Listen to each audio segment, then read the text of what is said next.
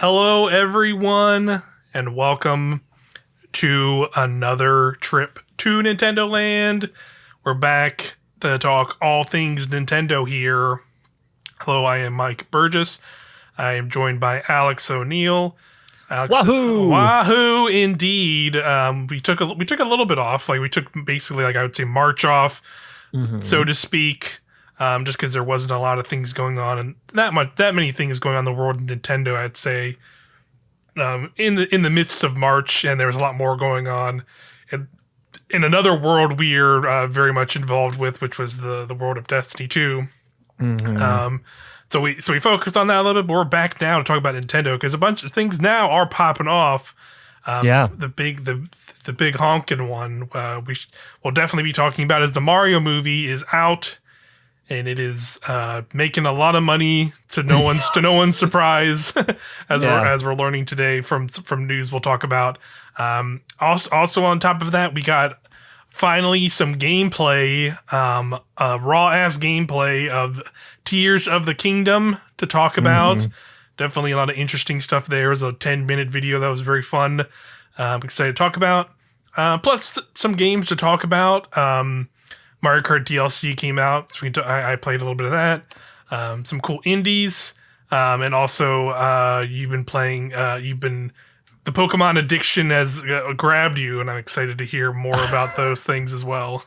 Yeah, I've become a different human being. Excellent. That is excellent to hear. And Nintendo put the 3DS and the Wii U in the ground. Yeah, we will have our Nintendo 3DS and Nintendo Wii U. Eulogy in a little bit here as well this episode, because they shut down the servers on the shops finally, so all the games are unobtainable, which is it always kind of sucks when they do this, but that's just what Nintendo does for whatever reason at this point. And at least they've ported some stuff, but yeah, definitely a lot of games lost there that we'll talk about later in the show. But I figured we saw the Mario movie. Yeah, together. Exactly. We went out into the real world from our dingy dens that we usually are always in. I won't even lie about that. That was the first time I had been in a movie theater probably since pre-COVID. Like not even exaggerating. Like that's how long it's been since I've gone to a movie theater or had a desire. So yeah, we went and saw the Mario movie in theaters, and I've seen all of it. By the time this episode comes out, it'll be probably a week or so since the movie's come out. So I think personally, spoilers are fair game. So we will probably talk a little bit of everything in the movie and give our full thoughts here. But I wanted to give that kind of general spoiler warning. So if you've not seen the movie, and feel free to come back to this episode or maybe just skip later into this episode for now, because we're going to talk about it. The Mario movie is a pretty good movie, right? Pretty good movie. Yeah. I mean, depending on who you ask, it's either like a soulless corporate cash-in, or it's fine. It's another movie that came out. I definitely saw a little bit of that too. Of like, the critic reviews kind of came out and they were harsh-ish. But then the general sentiments of the world came out, and maybe let's just say, I don't know, parents of children who would go see this movie went and saw it and liked it, because maybe that's who it's for. It's for a bunch of children, and that's okay. It doesn't need to be anything more than that. But yeah, I would say for myself, I really enjoyed it. There's as two people who host and talk about Nintendo in a podcast version, we very much care about Nintendo and grew up on Nintendo and having decades of Mario as a character on a TV screen. I played, collectibles. I'm wearing a freaking Mario Kart shirt, for God's sakes. It's cool to just see a character that has been a part of my life or been in games I played for my whole life, and seeing them realized in a way that they just have not before, and in a very lovingly respectful way that respects the source material, like, you know, it makes it a like cool experience to like see these references and like make reverence of these the music, the characters, like all of the scenery and you know things you've seen from Mario for decades and decades in such a like cool way. And that's definitely like I think was like the biggest thing that came out of it, right? Where like if you are a person who has like lived and grown up with video games in a close way, and specifically Nintendo games and Mario and like Donkey Kong and those kind of characters, like I think this will absolutely resonate with you in a cool way. Yeah. Outside of that, from like if you're just like somebody who wants to like see a really like I guess what these critics wanted, like a super thought out movie that's like supposed to like, you know, be push things or whatever, or I don't know, like have some kind of deeper elements to the storytelling. Like you're not gonna get that here. Like at the end of the day, it is for kids. Like I personally like I'll be blunt about it. Like I don't really care what a bunch of people my age think about a Mario movie, even though like I totally understand as a fan of those games. I will like it. I will know, like, you know, Nintendo YouTube channels or sites and things. Of course, they're going to love it. People who don't really follow those things probably aren't going to love it. But at the end of the day, like, the only thing I would care about is, like, when I go see my 4-year-old nephew and once he's seen it, and be like, did you like this movie? And he's going to be like, hell yeah, blah, blah, blah, and, like, start yelling off stuff. And I'd be like, hell yeah, dude. Like, that's all that matters. I don't care about, like, I don't care about, like, an internet reviewer or a critic review or some Rotten Tomato score. When it comes to like a movie of this type, right? So, but yeah, how are you kind of generally feeling about the Mario movie? Yeah, I know I leaned over to you like 5 times and was like, "Oh, the music." Yeah. Incredible. It just got me. Like there's a part where they play the menu music from Mario Kart 8. Yes. And I immediately recognized it. And I was like, "Oh, I love the jazz is here." Yeah. It's beautiful. Yeah.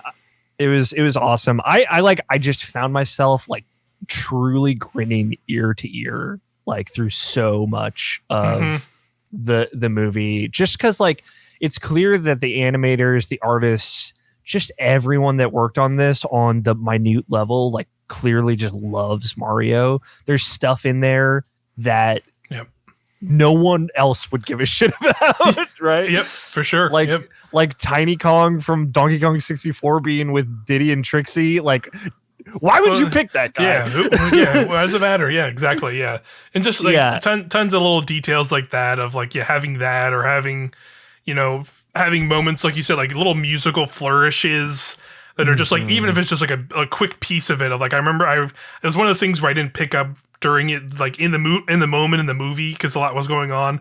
But then like after the fact, I was like sitting there thinking about it and being like, oh yeah, when they towards the later scene when they show this in trailers again, and we're getting in spoilers, but like when they first actually get like make their carts after like the cart selection stuff, they go through. They like jump on a Rainbow Road and like a big updated remix version of the Rainbow Road music from the SNES like Mario Kart song starts playing, and like, and I heard it and I definitely wouldn't like, it's like that's definitely something, but what was that exactly? And then be like, wow, okay, it was that, and like that's right, it totally was that. That's awesome. And like there's tons of flourishes across the movie like that, of like, you know, when they're the opening bits of the movie, and there's this whole scene where they leave this bar to like go do a plumbing thing, and they literally go through a 2D construction site running through a thing, and it's literally them recreating the original Super Mario level in the construction site, like moment to moment, while they're dodging construction workers that are like would be the Goombas, or there's little like you can see the yellow boxes that be coins, and they're jumping around. Yep. They grab a flag. You can hear like the little flag sound for grabbing a flag. You know, there's like stuff like that that's like super like specific, that like you might not pick up on immediately, but then like once you see it, and you're just like, oh yeah, of course they're doing this. That's perfect. Yeah, like when Mario comes up from the green pipe and sees Peach's castle, you hear and you see the stained glass window, you hear specifically the Mario 64 Peach's castle like Yeah. chime of when you walk in, and I was just like, oh, that just really got me for whatever reason. Yeah. Yeah, and they use that stuff really well. Again, in a way that makes me feel like, oh, like these people just really love Mario. Yeah. And I guess like I understand to some extent, right? Like this is not like a Pixar movie like Inside Out, where like it on one level it is for kids, and on another level it will emotionally devastate you for the rest of your life, right? Like yeah. it's not that. It doesn't have any like kind of ball drop like huge dramatic moments. Yeah, that, or that like lead or to, like extra like an ulterior like kind of like an extra story layered upon it for adults, right? Yeah, it definitely has like messages, and I was really curious what the message of Mario would be, right? Like, because he's never had like a voice, not just literally, but like in a more metaphorical way of like, what does Mario convey message wise to the player? It's more just like, this is for fun, have fun. And the message is like, hey, never give up, right? Which does apply really well to Mario as like this kind of trial and error game. So I thought that was pretty clever, and I thought that was a good message, even in spite of like things that are more successful or more, trite. Mario doesn't give up.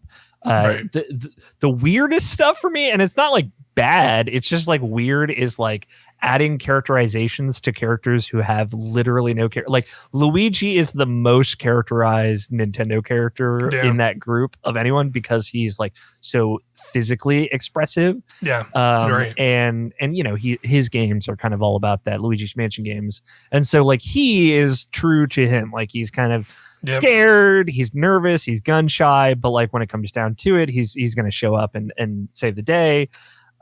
Which was great. I thought Luigi did a great job with that. It was like, Mario has just been like the hero guy. So stuff like Mario seeks his dad's approval and Mario hates mushrooms is like weird things that like I will still never associate with Mario, even though this movie really wants me to. Yeah. Right. So that stuff I thought was kind of weird and just funny. And like, again, not bad, I don't think, but just weird. Yeah. But yeah, like I loved the vibe. I love Princess Peach is a huge standout for me. I thought they just did a great job with her. Yeah. She was really cool. She was really cool in that, and like the cool like sort of weird like a weird idea like thinking of like, oh yeah, like I guess like Peach is a human in this world this whole time. Like how did she get here? And like they kind of like don't really outright like give direct answers to that by any means, but it's like it was an interesting idea that like they never have explored in like normal Mario world or Mario games. Like it really wouldn't matter. Like you said, like the weird concepts of Mario this whole time has just hated mushrooms. And and seeking approval from his family, and they're like mama boys because like they've been helping him out this whole time and stuff like that. Yeah, lives with his parents. Has basically a race car bed without a race car bed type deal. Like, really likes Kid Icarus for whatever reason. Just plays and I it think all the like time. The world at large, like the real world that we start in, is like in the 80s. I think. Maybe? Yeah, sort of, kind of. At least it seems like because you don't really have like modern stuff there. But then also they go to that one house for like the the one thing, house and it's is like really nice. It's like modern. really it's like super modern. So like they kind of very take very much liberties with that kind of stuff. And just like I was talking about it with Mr. Brian Nabishin Jackson, who also loved it, and the emotional resonance of like Mario and Luigi for him like actually really got him. Which is cool. I really liked that. He brought up like it was so nice to have a story about two people that love each other, the brothers. Yeah. And there was no artificial division brought up between them, right? Right. Obviously, they get separated, but it isn't like they got in a fight and the last thing Mario said was something mean to Luigi. It's like, and then they gotta make up. Make up, right? Yeah, that's a good call out because that is like a pretty tropey like thing. Super tropey. Like instead, the fact they didn't pull that off, Yeah, instead they just kind of did Luigi as the damsel in this instance, and Mario has to save him, which is fine, I think. it leads to them being kind of separate for most of the movie, but you do get more of them together up front than I thought you would. So Yeah, yeah. Yeah, it's weird, but it's fun. And I think like I don't even think you need to like turn your brain off to enjoy it. I think it is just enjoyable. It's just a fun ride, and it's just a wonderful 90 minutes. It just flies by. Yeah. If it was 2.5 hours, I would be upset, but it was not. It was a breeze. It's just 90 minutes. Yeah. I definitely see if I was a kid when this movie came out, this would be one of those movies that I have on repeat all the time. Because I watched like the Super Mario animated show from the 80s, like on VHS all the time when I was growing up, because I just liked Mario and I liked the Mario stuff. And this is way better than that. Way better. I'm definitely curious again. Yeah. Because that would be my thing. My 4-year-old nephew is like, he's super into Sonic because he saw like Sonic movies, and then that turned him on to like games and stuff. But he does like Nintendo stuff, like mainly right now it's like Kirby and like Splatoon and some stuff like that. So I'd be curious, like when he goes and sees this movie, will it be a snare like that where like, by the time the movie's on streaming, it's like we watch my sister and brother-in-law be like, well, yeah, we've watched this movie like 10 times already this past week. Yep. Like I could totally see it being that like kind of moment for him, and that's like really cool. There's just other than like the Mario Brothers themselves, like a lot of the other cast I think did a pretty good job overall. Like I think the one weird one again was which we called about and memed about plenty of times on the show was Seth Rogen and being Donkey Kong. And like I think the thing that was like again, it wasn't like you said, it wasn't bad, but it was just like weird, was that like he didn't even attempt to be anybody else but Seth Rogen, but just like in a Donkey Kong voice. He just literally sounds exactly like Seth Rogen. He straight up just Seth Rogen laughs as Donkey Kong. Like that's not even like a joke. Good. We both lost it in the theater when that happened. It just broke both of us. I was like, my like faces sounded. Yeah, I was losing it. I was not prepared to just unabashedly be just Seth Rogen, just really right there, just talking as Donkey Kong and saying things you would expect Donkey Kong as, like, they kind of set it up that very, very classic kind of rivalry that they had, and animosity. I love that too. And it was really fun, just like them just like Donkey Kong and just being like saying really mean things to him the whole time. And like Mario beating the shit out of him as a cat Mario was like a fun moment, and just it was really well done. And of course, like Jack Black as Bowser, crushed it, was really good. Like I did not expect, like it was like one of those things where it was just like I was curious how much like music-y kind of stuff was going to be in the movie, because I know there was like some stuff like pre-release that like people made like quote unquote leaked versions of the script, and people were like, it's a musical, it's gonna be so much stuff, and I was like, man, this is probably not gonna be that, but who knows? I don't know what this is gonna be, you know what I mean? So it was just like one of those moments. But then you just kind of got like the one really big musical moment, which they did, like kind of went back to a couple times through the movie, and that was like, I think that was really well done. And I've already seen there's like an actual like live music video of him dressed kind of as like in like a really fancy suit as Bowser doing a rendition of that. That's just apparently, I haven't watched the video, but it looks kind of fun from the little screenshots I saw. And his Bowser's piano that he's playing on says Ludwig von Koopa on it, which was fucking good. Yeah, that was great.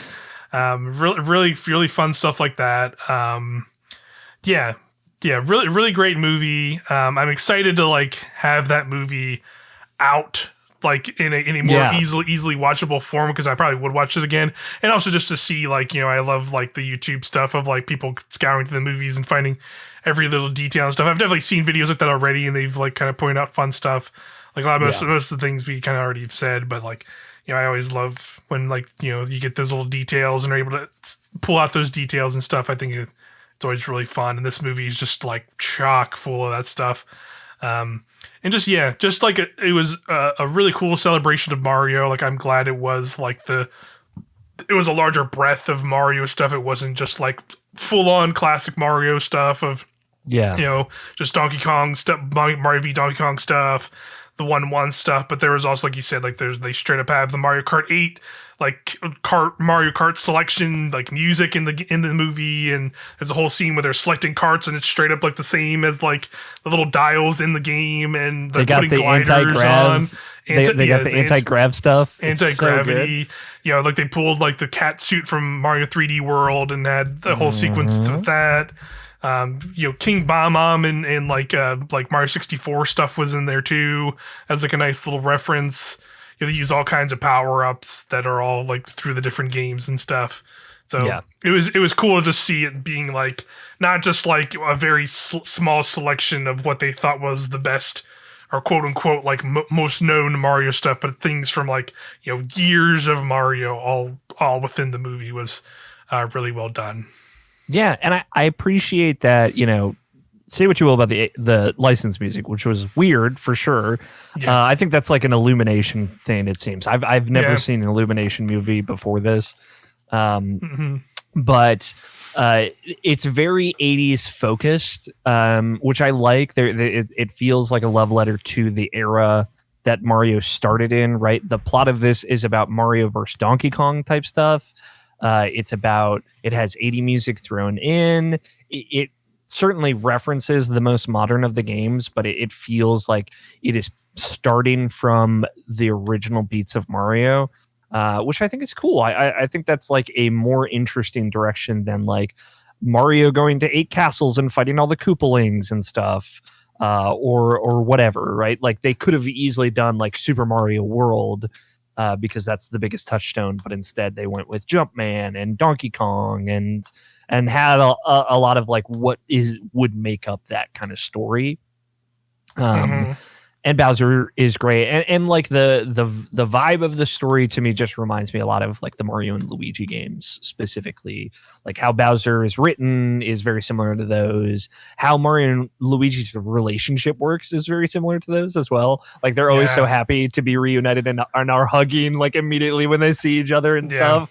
And I love that. That's like the best part of those games is them being together, and obviously they're apart for most of this, but you get that moment of them coming back together. And kind of like reworking what Peach is to the Mario universe to be what she is more modernly, of like a badass hero in her own right who gets out there and kicks ass on her own, as opposed to like just immediately plucking Peach away and putting her in some castle with Bowser. You could add a lot of fun with that, I'm sure, with Bowser and Peach scenes, which we don't get enough of because they're so good. But I appreciated this way more because it makes Peach a way better and more interesting character, and it makes that relationship with Mario kind of like flirty and like maybe they have a mutual crush on each other, like feel way more believable. They make that stuff like work for sure, in like in a good way. That exactly, like it's not just kind of like. It's in some ways like the Bowser and Luigi interactions we get felt more like a classic, like what you would think like a Peach is captured by Bowser like scene would be, and it's pretty well done, and just like you said, Bowser definitely has the vibe of just like he to his minions and like his underlings, he is like the cool guy, and it's like everyone believes in him, but then like he outs himself as just like he has a crush on Peach and all the time, and he's just like becomes almost immediately jealous of Mario, even though like Mario's been in the Mushroom Kingdom for like 30 seconds, and he's just like what, and he's like starts losing his mind about it, and it's well done. Jack Black is great as Bowser. But we just learned as of today. I pulled just a quick news article to talk about this because I feel like this shouldn't be a surprise. But as of this recording, the Mario movie is projected to make $368 million by Sunday. So that would be a 5-day global opening. And if it hits that mark, which it seems like it will, more likely according to all this stuff, this will be the biggest opening for an animated movie ever. so there you go. Like, not surprising in the slightest, in my opinion. Like, I thought this movie was going to be pretty massive. I mean, we were in a theater with the most people I've seen in a theater in like 3.5 years. That's not surprising. So this movie, it's gonna be huge.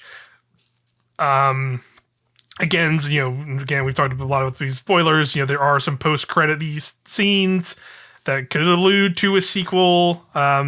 They tease a kind of sort of the end of the movie is some of the Mario or the Mushroom Kingdom-y world stuff kind of crosses over briefly into the real world into Brooklyn because they actually are from Brooklyn. But then the post-credit scenes we see kind of the sewers that they're in during the movie. You see a Yoshi egg down in the sewers crack open and then kind of cuts out. So nothing like crazy there, but it seems like they just kind of left it wide open to do whatever they want to do next. Yeah. With another movie, like what would you want from another Mario movie? I don't think I would want like Mario and Peach go to the real world. I don't think like that's not necessarily an exciting idea to me. I was kind of worried at the end where it's like, how weird are we gonna get? But it was just like for this big fun action scene, and then everything's kind of resolved. No one in Brooklyn questioning why there's a giant lizard man breathing fire. Yeah, don't worry about it. It's fine. But Mario and Luigi take care of them, so it's not a big deal. So yeah, I don't know if that's like the direction that they're going, or just that they're teasing that Yoshi's going to be a big part of the next one, just like Mario 64. But yeah, I would say like Galaxy would be like the number one thing I'd want them to do, or something like Yoshi's Island inspired. And the Koopalings. You got to get the Koopa kids in there. I want to see Ludwig von Koopa. I want to see Wendy. I want to see Boom Boom. I want to see them all. That's the dream. I think like or like a Sunshine style Mario and Peach go on vacation together and Bowser comes to wreck the day. I think that could also be great. There's plenty of room for fun stuff. I do think like this is a very safe movie. It's very conventional. It's just a hero story. It's a hero who seeks father's approval specifically, which is again. Then it goes into stranger in a strange land, and yeah, it's definitely a lot of tropes. Yeah, stuff that like not the tropes I would have expected you to do for like a first Mario movie, right? Like origin story stuff that like. Whatever. But I do hope that they do lean into something a little bit more meaningful, impactful.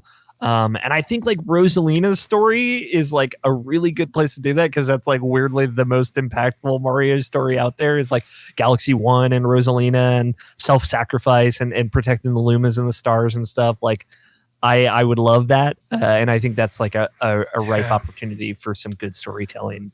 Yeah, that'd be a good way to twist it, especially because like I think one thing that's bringing that up was like I kind of did not like the Luma that was in this movie.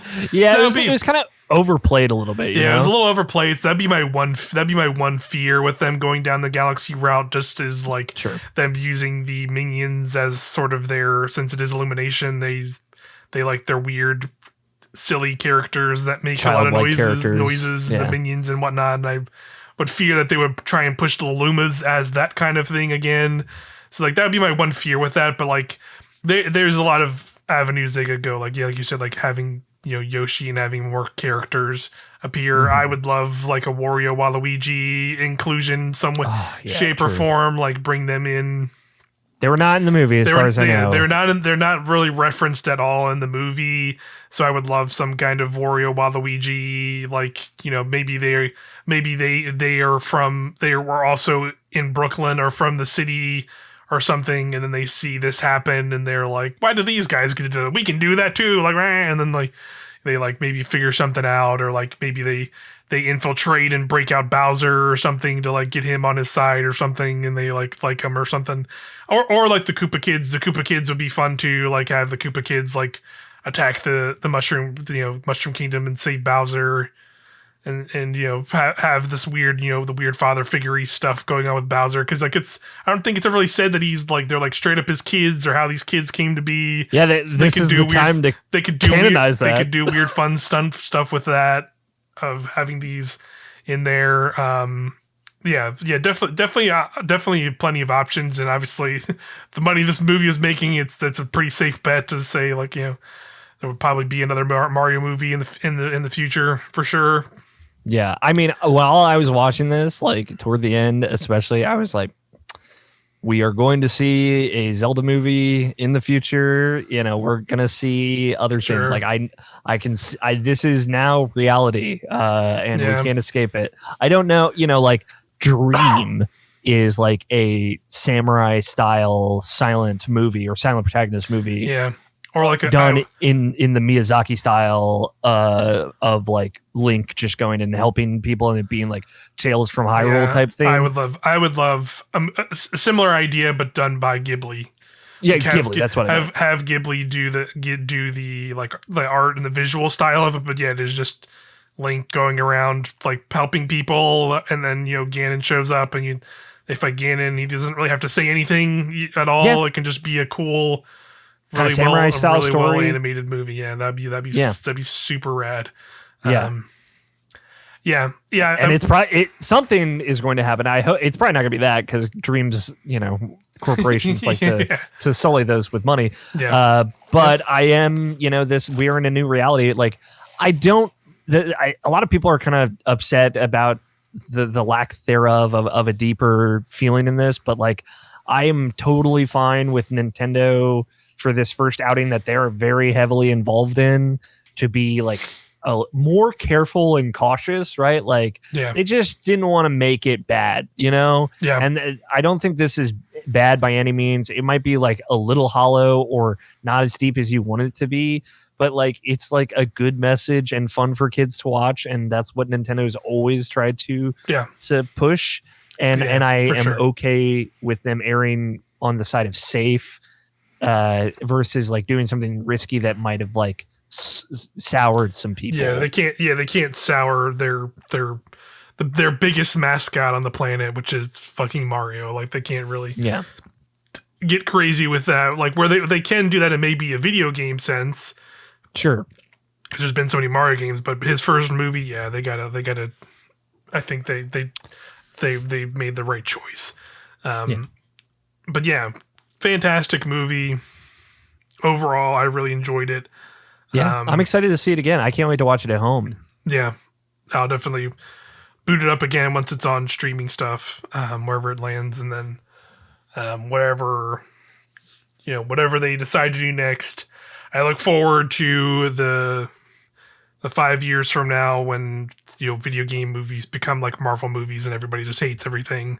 Yeah, and they can't enjoy a single thing in their body because they make so much of this stuff. When in reality, you can just kind of ignore it and move on with your life if you don't like it. Instead of being, it's going to be it's ruining movies and cinema because they make so much of it. And it's like actually no, most things are fine. Actually, it's okay. It's going to be the Call of Duty movie starring Dwayne The Rock Johnson that breaks people. I think. It's not real for people out there. Yet. Yeah, he has to make live action Moana first and then Call of Duty. But yeah, in the other world of Nintendo outside of the games, we said we got 10 minutes finally. Eiji Aonuma showed us 10 minutes of Tears of the Kingdom gameplay, finally giving us just some raw gameplay, not some little snippets or barely 30 seconds of a thing in a trailer. That you can have no idea what's happening, but you maybe can. I don't know. Who knows? Question marks. Zelda's dead. We don't know. Who knows? Nobody knows. Who knows? It's all over the place still. I love that. I was gonna say in most ways it's totally fine. I like the build up that they're trying to do with this, but it was nice to just see like, okay, here's like. Here's what you can actually do in this game. Yeah, here's like some things you can do in the game. Just like clearly very early in the game, what they showed, it's straight up seems like it is taking the Breath of the Wild of like, all right, here's like your set of abilities you get, and then we just let you loose. Like it seems like you just he is at that point in the game where he's already gotten those abilities and you're let loose to just do things. And he showed off the 4 new abilities and some of the Sky Island stuff. And gave more context to like what was seen in the last trailer with some of the vehicles and being like, what the fuck is this nuts and bolts 2 or something? And then like it's spoilers, it kind of is, but kind of isn't. Like it's done in its own interesting Breath of the Wild way. Like I think it really just shows like they kind of took a lot of things that people clearly like took the internet ablaze about Breath of the Wild and getting years of clips post that game of like people making weird contraptions to like float up in the air or find these weird interactions, and they went all in on like doing that with the gameplay of like now one of your abilities literally just gives you the ability to fuse anything to already existing weapons and gear you have, and they all have some kind of interaction, which like is fucking insane to me. You wonder why this game took so fucking long to make, right? It took 6 years. It took long. People were like, it's the biggest break between Zeldas. And it's like, okay, even in this few minutes of gameplay, they clearly showed like why that was. Yeah, how many tens of thousands of unique interactions can you make with like 2 sticks, right? Yeah, like, yeah. So yeah, basically, yeah. So the gameplay starts off. Yeah, he just gets he gets a stick and puts a rock on it. One thing is he points out that is like the stick is was about to break, but he stuck a rock to it, and that essentially put it into a fixed or more durable state. We don't know that, but like honestly, that's cool that there's like at least some kind of thing for people who wanted to maybe to have better durable weapons or not have to worry as much about the breakable weapons. But honestly, the couple scenes before that, and as soon as I saw he like whacked the weird little guardian dude 3 times and the stick said durable, I went like, let's fucking go. I literally like screamed that because that's like the whole point of the game. It's the whole game. It's the whole point of the game is like having that interaction, and if you don't like it, like that's fine, whatever, man. Like you do not understand this game and like want a boring ass open world game. Like that's like not the point of it.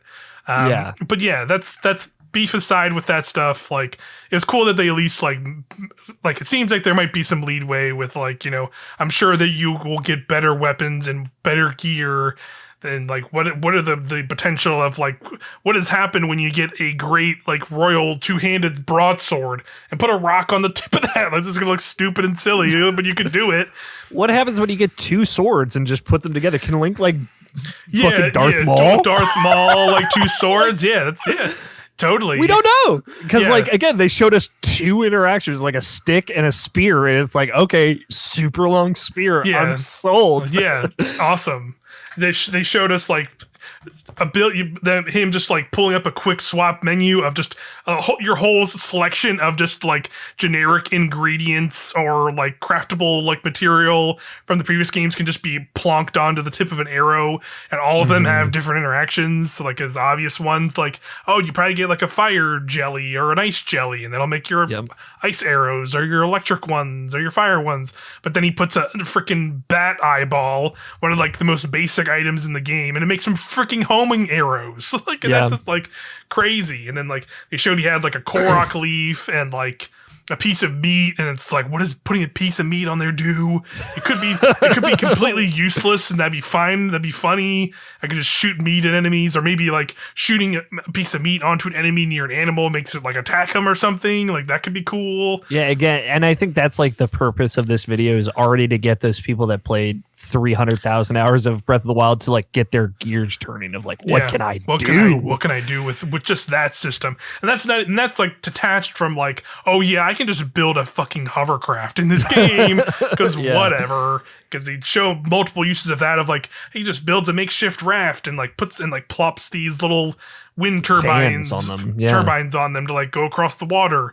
But we've seen like other trailer footage where like he makes like makeshift like minecart tracks or like grinding tracks across like rails and stuff. And we've seen like now there's like those tracks are like also connecting like sky islands, so you can like make those up in the sky and make stuff like that. And it's just like, wow, that's really cool. There's a lot of opportunities to like build that stuff. I saw like a cool breakdown, of course, from the Game Explain people, showing like the idea that like, some of the stuff is battery powered, and it shows like when you smack one of them, that like basically starts the battery. But they think they made a good catch when they show that battery. It's above Link's head. It's not like attached to the item. So they're thinking the battery stuff is more tied to like one of the new tools or things you're getting. That's gonna be like one of your upgradable options, like your hearts or stamina. It might be another thing like that where you are getting like this. Like they show this little like item he has in his belt that has like a little like green like almost like a Yes. plug, and Which like we've seen a lot of in the trailers. yeah, and it's had like different amounts of those little like plugs in it. So we're assuming that might be how he gets his battery power, or you increase that battery power to then use like maybe like make those kind of things last longer, or like Or make maybe bigger ones. or make bigger ones, or like have like maybe there's bigger things that use that power that can power that kind of stuff. Things like the I think the ability is called Ultra Hand, which is the thing he uses to like connect pieces. You can see like when he activates that ability, you can see like more like big floating little pieces of rock that also glow the same way you can interact with things. So people are also thinking that's going to be like whatever the equivalent of like some of the moves in Breath of the Wild where you could like grab things and like move it around with like his hand and stuff. So it seems like you might also be using that for like puzzles potentially in the game as well, like move stuff and like kind of use, hopefully not use gyro controls, but probably use gyro controls to like move island things around. It seems like it's hard to say if there's like shrine equivalents in this game, because people have noticed a lot. That was, I think it came up in talk in the previous trailer too, of like there's not there like the original shrines are very clearly gone. You can see like most clearly in this gameplay because he straight up walks right at the start of the video. He walks past a stable where their Breath of the Wild is like directly across from it. There's a shrine that is no longer there. It looks like it's like they're building something, rebuilding something there almost. In like the plot of land where it was. But you see like we've seen like other things like that in footage that could potentially be a shrine, or maybe they just could be like fast travel points. We don't really know fully like where that kind of stuff comes in. That stuff could just all be moved into like proper dungeons. We still don't know if there's like proper dungeon in this game. It's still very possible. We know there's like some underground stuff and cave cavern sections that are now in the game, because you can see like in some of the mini map footage, if you look there, you can see like they show entrances and exits of caves on like structures of land when they have the map available to them. You can see on the mini map. Oh yeah, I'm looking right now. I see that. I did not notice that before. Yeah, you can see like it's mainly on the skyline they are, but I would assume that's like as long as you have the map uncovered. They show the map like where the entrances is, and if you've gotten if you finish them, you can also see at some point in the footage where like it shows a little check mark like next to the on the cave entrance itself, so it'll show like if you've like cleared out those areas and stuff. So clearly there will be more of those around the world to like go into and see and stuff like we've seen from various footage.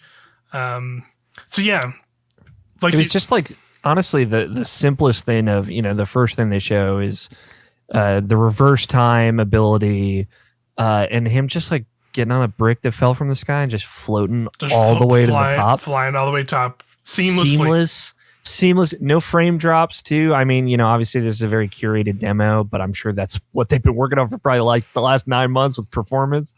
And then he just gets like knocked off, and he's like, oh well, all beans, and they just go back down the bottom and just and just freely dives. It's like, oh, the Skyward Sword dream of what it could have been if it was good is finally here. If you didn't have to sit here and load a billion times going to and from the sky and stuff. Yeah, it's really, really, really powerful like footage, just seeing that simply done. We're just like, wow, yeah, cool, awesome. Yep, I will easily spend hundreds of hours in this world again. Just from that alone, like it's like that's all like this like I already pre-ordered the super collector's edition or whatever for this game a while ago, but this was even more so sold me. I'm just like, yeah, of course, yeah, I'm going to spend hundreds of hours in this world again. I can't wait. It's gonna be magic, pure magic. It's crazy. It's crazy to think this, but like it is that realization of like more so right now. Just recording this is dawning on me that we're only a month away from this game. Yeah, the next episode of Nintendoland we record will be our Tears of the Kingdom episode. Yeah, and that's pretty awesome. Freaking can't wait for this game. It's gonna be so much fun stuff. Even like if I don't see myself being the person that's going to be super into like the vehicle building, depending on how much it's involved in the game.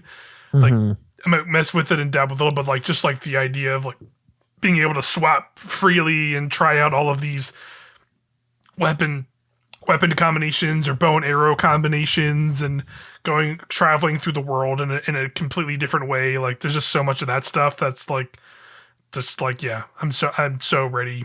Yeah. So ready for it. Yeah. I it's just like, they know what they're doing, right? Like they know that they're not talking about anything with this. Like truly, we know the inciting incident. Yeah. Whereas like like pretty much everything they've shown is probably going to be like all we've seen. It's probably going to be done within like the first like hour or two of the game, right? probably Like pretty much everything we've seen in this game is like we're going to have in our hands within that. We've not seen, hours beyond that. So yeah. It's crazy, right? Like there is so little we still don't know about this game, and it's very intentional. Like I know some people walked away pretty frustrated from this, and I do get it. Not some people did not love some of the Breath of the Wild stuff, wanted more traditional stuff. The thing is, like I know that this is not like the death of traditional Zelda games. Like I'm sure they will come back in some way, shape, or form. This is like them monopolizing on the opportunity where they had the engine, they had the system, they had the team. Of course, they want to make more of this game, and they know that the best part of that game was finding everything. Finding it for yourself, and that is the thing. Like that first week when I was just lost in Hyrule, one of the greatest weeks of video gaming in my life. Right, just because I didn't know that there was going to be a town. Right, like I didn't know what Kakariko village would look like, and it's like this traditional Japanese era town. I'm like, my brain is melting, just absorbing all this. So all of that mystery still exists with this game, even though we've seen 3 trailers and a 10-minute demo and all this. And I love that. I'm grateful for that because the best parts, unlike every movie that trailer we've ever seen. I mean, I would say let's talk about the Mario movie. Like I like that movie, but like I saw a lot of pre-release like trailer footage, and like there's definitely like a solid amount of that movie I had already seen in like a trailer form, which was like that's just how it is nowadays. Yeah, sure. And this is the polar opposite. They are showing you like, hey, this is the kind of wild shit that you can just figure out when you play it. So have fun, and then like pace, and you're just like slap you on the back of the head and have a fun time. And and it's I love that the sense of discovery is being like very, very intentionally cultivated here, and kept kind of sacred. And a lot of video games like either don't have the luxury of doing that because they gotta like tell people why they should buy this game, or just don't have like the PR people that are okay with doing that. Right. Like you can tell like somebody at Nintendo PR is like, please just show them something because we have no marketing for this game. Yeah. And A.O. Newman's like, I'll sit down for 10 minutes, I'll figure something out. And I love that. I am so like we talked about it a couple episodes ago of like, if they announced a Nintendo Direct for Zelda, I don't know if I want to watch it just because like I kind of want to go in as blind as possible. This was perfect. Like I got the tease that I needed. I get it. I'm here. I'll be there. Let's go. Yeah. At this point, like, they could just put out like I would imagine they put out like one more trailer. And that's probably it, right? Like it'd probably be like, and that'll be like, the launch trailer. Like days within it coming out. So at that point, you're like pretty much safe to just be like, I'm just gonna jump in, whatever. Cool. Yeah. Like I'd be curious if they do anything else besides that. I don't think they will anything major. Like they maybe they'll do some like previews or something, but like I doubt it. It'll be anything major that they can talk much more. Like they won't probably show much more else outside of what they've shown. I feel like at this point because we're only a freaking month away from Tears of the Kingdom, and that is super. It's only been 6 years. Exciting, just a small 6-year wait, but we are here. New Zelda can't wait. It's gonna be a good time for sure. It's really really excited after seeing that footage for a new Zelda game. Yeah, same. But I guess we can go ahead and pour one out, everyone. The 3DS and Wii U eShop have been shut down. I think that was like a week or two ago. I think 27th, the 27th. Yeah, it was like about like 2 weeks or so from when this will drop. Nintendo being Nintendo, they didn't want to keep running the shops, so they are shut down. You no longer can purchase games from those shops anymore. I definitely think like the Wii U, I think is probably okay, considering at this point most big Wii U games you would want are on the Switch, and like there, I wouldn't be surprised if some more come. I think really more than anything, this hurts the 3DS a lot, right? Like that's a bummer for the 3DS because there's tons of fantastic games on there. Yeah, I don't know what this means for like. I didn't look into this in terms of like what does this mean for like the Pokemon like home stuff and like online stuff. I think it's just done. You're just done. Like if you had Pokemon Bank and Pokemon Transfer Kit is now free and will just be free indefinitely. Okay. Of course, I didn't know that before I spent $10 to get another year's subscription those last few days. But just if you were worried about it, if you were able to download those apps before the eShop closed, those will work. Okay, got indefinitely. Got it. Because I think honestly I had that stuff, but then I lost.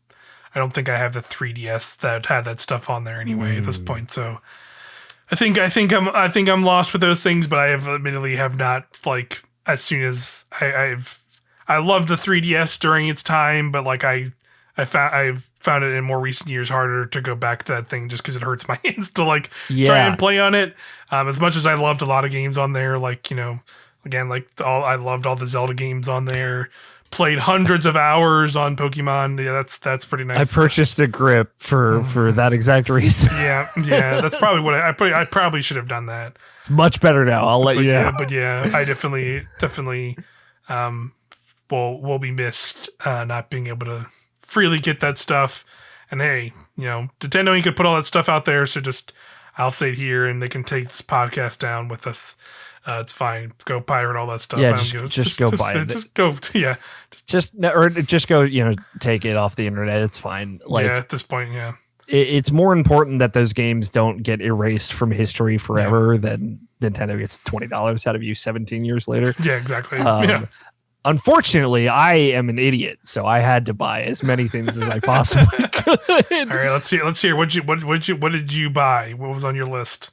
I have it in front of me, so I made a spreadsheet so I could figure out all the things that I wanted to get. A lot of the things was like Virtual Console on the Wii U was like, okay, I would like to legally own these games to some capacity. And like there's a lot of DS games on there and stuff like that I wanted to get. So on the Wii U, I got Bomberman 64 because I used to love that game. Yeah, okay. Kirby's Epic Yarn, Super Mario Advance 2, Super Mario Advance 1, Final Fantasy Tactics Advance. A lot of great GBA games are on there. Yeah. If you missed them, I'm sorry. Hopefully now they will have the opportunity to come to the Switch. The Switch Online, yeah. And some of them I didn't get because they're now on Switch. New Super Mario Bros. DS game, again, DS Virtual Console on Wii U is not the best, but it's kind of like I prefer in some cases playing it there than anywhere else. The Trauma Team, great Wii game, and Donkey Kong Country Returns, the original one. Nice. And then on the 3DS, that was like the real fucking killer, let me tell you. Mario and Luigi Bowser's Inside Story, the remake of that, the Fantasy Life Origin Island DLC. Hell yeah. Because I already had Fantasy Life, of course. Love that game. I got all the Super Smash Bros. 3DS DLC. Don't ask me questions. Why? May I ever play it? I don't fucking know. But that is like gonna go play. Man, the big shout out I'll give the Smash Brothers 3DS is Sakurai and that team who did that at least made like a somewhat spiritual successor to Kirby's Air Ride City Trial mode on that, and that thing was actually kind of fun. It's fun, yeah. Like agreed. I would totally like buy that as like some small like DLC small game on like Switch or something, like that kind of either Smash Brothers or like a Kirby version of that. That was basically just like a city trial like style thing where you're collecting power ups and doing mini games. That's the thing. Like Nintendo's forcing me. Like I want to have all the Smash Brothers games in my gaming library to some extent, and the 3DS one is part of that. And I don't want it to be forgotten like it immediately was. So I'm going to have all of it. And Luigi's Mansion Dark Moon, which I should play a little bit of. That game's kind of sick. Yeah, I played that back in the day. Yeah, it was not bad. I had not played it because I was like, I don't know, level based, whatever. It's actually it's way different than I thought. Yeah, it's a different game, but still like pretty fun. Luigi's Mansion game. Fire Emblem Echoes, Shadows of Valencia. I would have gotten the DLC or some of it for it, but you have to beat the game in order to get access to purchase the DLC. And Super Mario 3D Land, which I lost in my great loss of all my physical 3DS games. And then a bunch of Pokemon games that we'll talk about later. But yeah, I spent and Dragon Quest 8 on 3DS as well. I spent about $400. So yeah. Yeah. But at least I guess at least I have that stuff. You know. Yeah, exactly. I'm happy. I've been playing it, like a lot of the stuff, because it's like, all right, well, the 3DS is dying. I might as well break it out and play some. And I've been playing a lot of Pokemon, as we'll get to in a little bit, and that kind of lives on the 3DS for the most part. So I was like, all right, I'll get the grip. I'll get, the things that I would need for the 3DS to make it more comfortable to use. And it's been fine. I definitely had when I initially made the spreadsheet, I had way more things on there, and I was like, I'm not gonna fucking get none of these things. Like Xenoblade Chronicles X, maybe. No, I'm not gonna get that. Paper Mario Color Splash, should I? No, I'm not gonna get it. Things like that. The original Donkey Kong Land games for the 3DS Virtual Console. No, I'm not gonna get it. Things like that. So, I'm glad I got it. I've been playing them. I am happy to have a 3DS basically loaded up with 3DS games that will just live and die by itself forever now. Yeah. Same with the Wii U. But yeah, it's a bummer, but I'm glad they gave us a full year as a heads up, because I've been saving Visa gift cards I've been getting for my birthday for years for this, and it worked out. Yeah, that's good then. And I'm curious, my hope is, and then this is definitely some copium on my part, but I'm hoping now that Nintendo has a subscription service for these now online games that eventually would have been separately sold virtual console things. I would hope that just is something they continue to carry over through consoles now, because they essentially can just continue, they can just go hey, if you're a Nintendo Online subscriber or whatever, just keep subscribing and log in to this new system whenever that day comes. Who knows when? Switch 2, Switch U, whatever the hell they want to switch, new Switch. Not Switch U. Yeah, new Super Switch, whatever they want to call it. Whenever that next console comes, I would hope they just go Nintendo, we're bringing over the Nintendo Online subscription stuff from that. And if you're already subscribed to that, all the things that are available on that will be there when you jump over that. I feel like they should just do that now, because that was always the thing, is they just try to charge again over and over for these things. And I'd rather just, I feel like a lot of people would just continue that subscription service just for that catalog of games, right? And I think they know that, and they can just have people just keep paying, what is it, $50 a year or probably more now. They could probably continue upping that price a little bit more if they wanted to get people to keep it, and then they can include other games, and I'm sure they will keep adding stuff. I know Pokemon Stadium for N64 is coming to it soon, and I know that there'll definitely be more Game Boy games this year, and then maybe that we'll get to a day where 3DS and other stuff, maybe even a handful of GameCube things, maybe that stuff slowly trickles there. Maybe that's where we'll get that on a new console. But I just hope that they do that, where as long as you have that subscription service, we will continue. You can just continue to use this service, because this is where that do. Because I think people would just keep paying for that just to have those catalogs of games, just the people who would buy virtual console games every time they came out again over and over on those consoles. They know people will do that, so yeah, that would be a nice thing for them to do, I think. But time will tell. Yeah, there's stuff Fantasy Life, there's Dragon Quest ports that just have only ever lived on the 3DS that I would be sad to see never release in any capacity ever again. Yeah. But there's always potential for them to be remade, re-released, or ported or anything. So Yeah, I'd definitely be curious if they, not now that they don't have some of those things, if they would ever do more ports of 3DS things on other 3DS games. It could be cool to have a Link to the Past, or not Link to the Past, but Link Between Worlds in like a Switch form in some way, shape, or form, and they just kind of make like an HD port of that essentially. I mean, Totally. this might be really cool. WarioWare Gold, I think, would be a really nice thing to like have on like a Switch console, or like even if it's just like digitally or something, like have that on there to just have all the WarioWare mini games just in one place and just play the best of kind of thing. Would be cool. What else? What else is on there? Like, I mean, they're gonna remake. They still remake Pokemon games, and they're not far off from 3DS games, so they will probably eventually be on those things as well. Because Pokemon Company absolutely will shell out for some Pokemon remakes. There was other news as well with Pokemon coming out. I don't know if you saw that the CEO and one of the producers stepped down like suddenly. Yeah, I did see that. I did see that the other day, but I'm curious what that'll mean.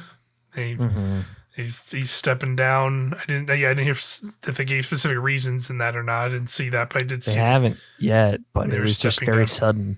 Yeah. Weird. I wonder if it was because of sure. the Scarlet and Violet stuff. I don't know. We'll see. Yeah. Who knows where that thing is headed? Yeah. Shake up at the Pokemon Company, or maybe they were done. They didn't. Ash's time was done, and they were like, you know what? we gotta go with our boy, and Pokemon's dead to me now. Just like Ash Ketchum. That's right. He had his final go, not too long ago. And now they're already starting up a new series with new characters and stuff. Curious how that all goes. Pokemon will keep going. It'll be an ever it'll never die. It'll never die. Yeah, exactly. But yeah, I'm definitely will miss the have fond memories of the 3DS games and stuff like that, and even the Wii U a little bit. I definitely still had some fun with Wii U stuff, but a lot of that stuff is on Switch now already. That's why I think the Wii U I'm not missing that as much or feeling that as much, because the games I played a ton on Wii U are all on Switch already, so I could, if I really wanted to, I could just play those versions on Switch and better, like specifically like Mario Kart or like Splatoon and stuff like that. Like, those are just 3D World. So that's there. Yeah, exactly. Yeah, 3D World as well. And everyone's favorite Pokken tournament. But 3DS, it would be nice to see some. Maybe we'll hopefully get in the future. There's some 3DS games that are like trapped there, like you said, that would be cool to see HD ports of that, or them coming to that, like things like Link Between Worlds and maybe some Mario games, and like or other things like that. Lord knows the Zelda remakes are stuck on every platform that they live and die on. That's true. Yeah, love the Ocarina of Time. Having like a full on HD Majora's Mask would. Majora's Mask, well, that'd be more for me, but I meant more so Ocarina of Time, like Ocarina of Time, both. Like an HD Ocarina of Time, would be pretty, would get people pretty stoked, for sure. So maybe those will be next after we get Tears of the Kingdom, but we'll just have to see. Well, in the meantime, but yeah, I think that's pretty much most of the news there, unless you had anything left to say about the 3DS or Wii U. Nope, just spent a lot of money. yeah, got your money's worth. They got me. They got you. But let's talk about some games we've been playing. We got your Pokemon addiction, which we'll get to. I'll start off real quick and just shout out the Mario Kart 8 Wave 4 DLC came out since our previous episode, and I played a decent amount of those tracks. 8 more tracks. If you want to see some gameplay, go to youtube.com/irrational passions, and me and Quinn Hoffman actually did a viewpoints of that. We were going to try and stream it, but just life happens, and we weren't able to get like a streamed date in place. Honestly, we still probably could stream it. I think it'd be fun to do some Mario Kart stream, just because we haven't done that in a while. And also those 8 new tracks are really fun. I would say if you as a whole package, I think I liked Wave 3 more than this one a little bit, but there's still like a lot of tracks I really liked in this one. Like I think the three stand out for me are, of course, the new Yoshi's Island, the new original course. It's a Yoshi's Island, it's themed after the Super Nintendo Yoshi's Island Mario 2 game. Yeah, it is full on. It stands up with the other crossover tracks that are from base Mario Kart 8. It is awesome. It is literally like they basically made the island from the Yoshi's Island like start menu screen a racetrack, and you go through little points of through that where you start off in the orange flower fields and you see a bunch of like Shy Guys with flowers and ching chomps, and then you go into like a jungly underwater area, then you go into a castle. Then you go like up through a gliding section that like is going off of the volcano that is on the center of Yoshi's Island. Then it takes you up into the sky islands. Then you come back down and you go back through the starting lap, which is the little Yoshi house from Yoshi's Island Mario World. Bunch of fun little things all across the track, like Poochie's sleeping on the mailbox at Yoshi's house is very cute. There's the big blarg sea blob looking thing is out in the water dancing around. The music is really great. It's a very classic Yoshi's Island theme. It is the coins that you pick up in the track are like the Yoshi coins, little Yoshi face on them, and it makes the coin collecting sounds from the games. There's like a floating cloud that's in the gliding section that you can hit, and it makes like a secret path appear at the very end of the track that acts as like a shortcut. And then when you go on it, you're like above the like kind of actual place you land on, and you go over it, and it ramps you off through like the flower ring that like ends a Yoshi stage in Yoshi's Island. Very, very fun. A bunch of cool homages like that. It even has like when you finish a race, it plays like the music at the end of a Yoshi's Island like level. Little fanfare that plays like the same exact way like when you play the Animal Crossing or the F-Zero one, and like different music plays when you see like what places the racers came in and stuff. A very fun crossover track that like stands up with the other ones in Mario Kart 8. It's very well done. And Birdo. Very jolly. Birdo's there. Birdo is there as well. We got our first new racer added to the game. And you can see also as well from the characters like screen, there'll be 5 more racers being added for the last 2 waves. It's pretty cool. That means there'll be like 2 or 3 new characters like each wave from here on, which it's pretty cool. Super cool. Yeah. Yeah, very cool. Is Diddy in there? Diddy Kong is not in, so he will get him in. Diddy Kong is probably pretty safe bet. I think PD Piranha is another very safe bet, just because one of the tracks that has come to tour is very themed after Piranha Plants and PD Piranha himself. So it makes a lot of sense. In there, you got to get PD in there too. Yeah, makes sense. Other tracks from the wave are there's some cool ones. GameCube Waluigi Stadium is in there. I really like the updates to that because they have, they have the anti-gravity like half pipes in the track. But another fun addition they added is there are additional like ramp sections and like anti-grav sections that are that the only way you can access them, you have to ramp off the half pipes and land onto them, and then when you land up on them, they have like you turn into anti-grav, and they have like the little anti-grav bumpers you can hit that like spin you and boost you, and if there's one at the end of the track where if you hit it and go around it, it turns like the last like ramp before you start to lap into like a gliding section, glide through that section. Really cool, a little update, and I like that they kind of are combining the Mario Kart Wii mechanics with the half pipes into the Mario Kart 8 like ramps and anti-grav stuff. I thought it was really cool, like them sort of taking both ideas and like meshing them into one track in a way that's really creative. I thought was cool. It makes sense for like the kind of off-road like mountain bike BMX track that is Waluigi Stadium. Really cool. Cool. Other one I really like is actually one of the tour city tracks. There are actually 3 city tracks this time in this wave compared to just the 2 that they've usually been doing. So there's Amsterdam, Bangkok, and then Singapore are like the 3 city tracks.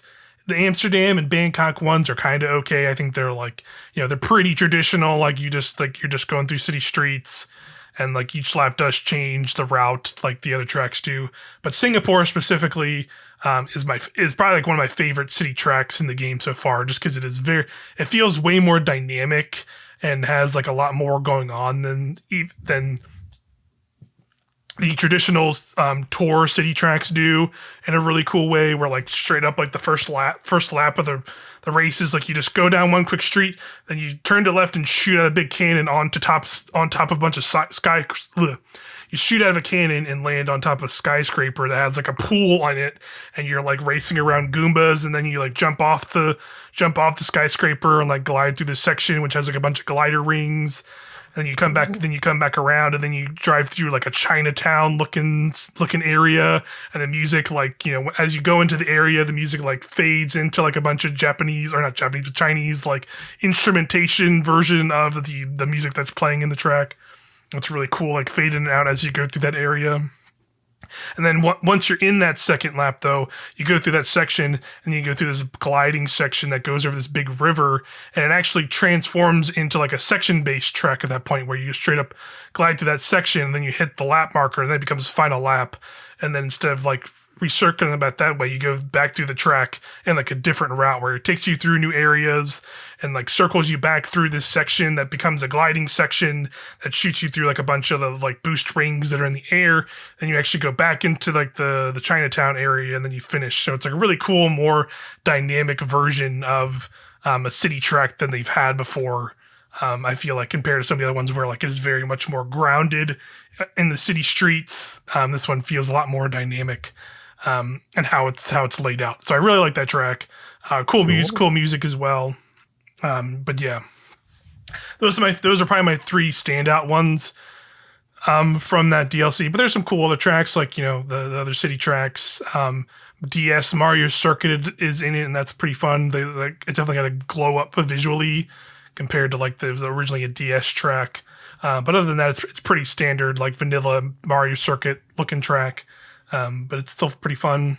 What else? I think GBA Riverside Park was new as this one. Well, that was cool. It's very jungly inspired looking track. It's pretty fun, but pretty standard Mario Kart track, I would say, overall. But yeah, Mario Kart DLC, very fun. Solid set of tracks. And I'm excited that they're also including more characters in the DLC as well. That's like a fun addition, and on top of it being like just included with the DLC already, is not like an additional like now you can get the character pack for the DLC. There's just these characters are just with the booster course pass. If you already have the DLC to get the tracks, you're just getting the characters alongside it. So very cool. Cool. I have not played it yet because I'm always forget when these come out, and I haven't been able to stream lately, so I'm looking forward to being able to check these out. Yeah, definitely worth taking a race through those when you can. There's only 2 waves left, and I'm looking forward to these 2 waves because, like, at this point where we're at in terms of tracks we know that can come, because predominantly they have been like tour tracks or tracks that have been in tour, and like there's been a handful of like surprises, like the Yoshi track was one, and then like I think last wave had like a surprise or 2 as well. Like even more so than now, even just the tour tracks that could be those city tracks, like we're pretty much in unknown territory. Like a lot of the tracks haven't even come to tour yet, so there's a lot of potential for just like entirely new tracks we just haven't seen yet for the next 2 waves, which is really cool because like there's only 2 city tracks left currently in tour that are not in the game as of now, have come into the game as DLC, and there's Vancouver and a Los Angeles track. There's like the 2 cities that have tracks in tour that have not come into this one yet. So there's just like a lot of new tracks coming from here on. So it'll be pretty cool to see across the waves, like more new, potentially original tracks come to the DLC and tour. That's pretty cool. Yeah, which means it could take longer too, which is totally fine. But they should be out before the end of the year, right? Yeah, it seems like I think they're pretty sure they slated that all the DLC would be out by the end of this year, end of this year. So I see it could be just like a scenario where like a lot of the new tracks, because I know specifically for this one, the Yoshi's Island track was announced for 8 as DLC and came to 8 first, but I think actually like, I think this week or whatever, this week or next week or something, the Yoshi track is now in Tour as well. So I could see it just being like, the DLC might get the new tracks first, but they'll probably be in Tour like soon after that, or maybe vice versa, however they end up doing it. Cool. But yeah, new tracks, new characters and stuff coming for the rest of the year for Mario Kart 8 is pretty cool. But yeah, let's hear some what you've been playing. I don't know if you're ready to talk about your Pokemon addictions yet, but I mean, I really only played Pokemon. I have Civ 6 written on here. Civ 6 is a Nintendo Switch game. I did play a good amount of it because it came to Game Pass.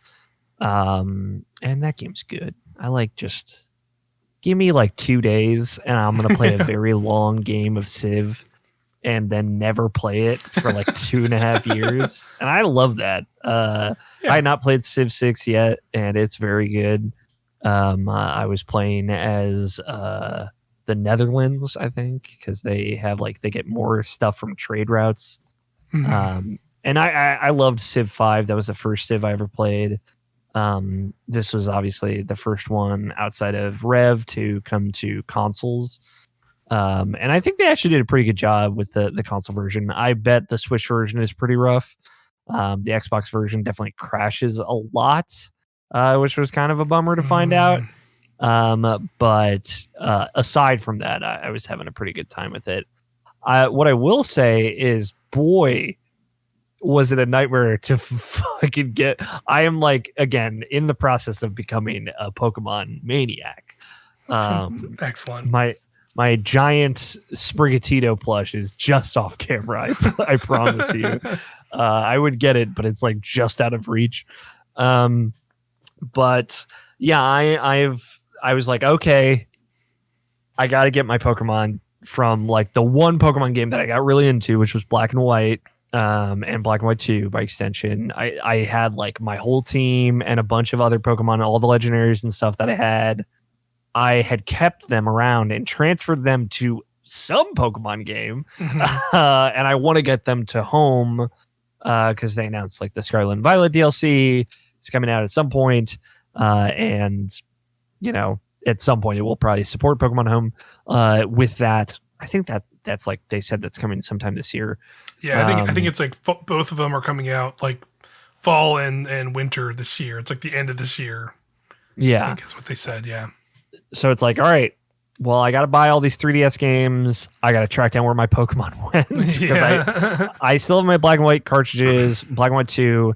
I popped it in, and it's like, okay, I have one Pokemon on this character, and it has 108 hours in. So I left the Pokemon I've left in this game. Where did they go? Where is it? So I'm like booting up all of my Pokemon games. Turns out they were in X and Y, which luckily was a game I bought digitally, unlike Alpha Sapphire or Omega Alpha Sapphire, which I lost in my great plane trip from Seattle where I lost all of my 3DS games physically. Rest in peace, my 99-hour save of Persona Q. I'll never see the ending of that game, and I'll live with it forever.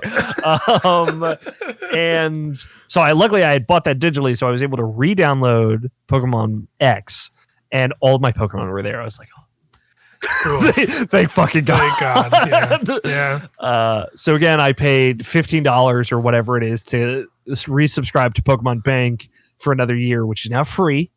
Just for everyone out there, and use the Poke Transfer tool to move them from the 3DS to the Pokemon Bank, and then the Pokemon Bank, and then I paid another $15 to Pokemon Home to get a subscription to that for a year.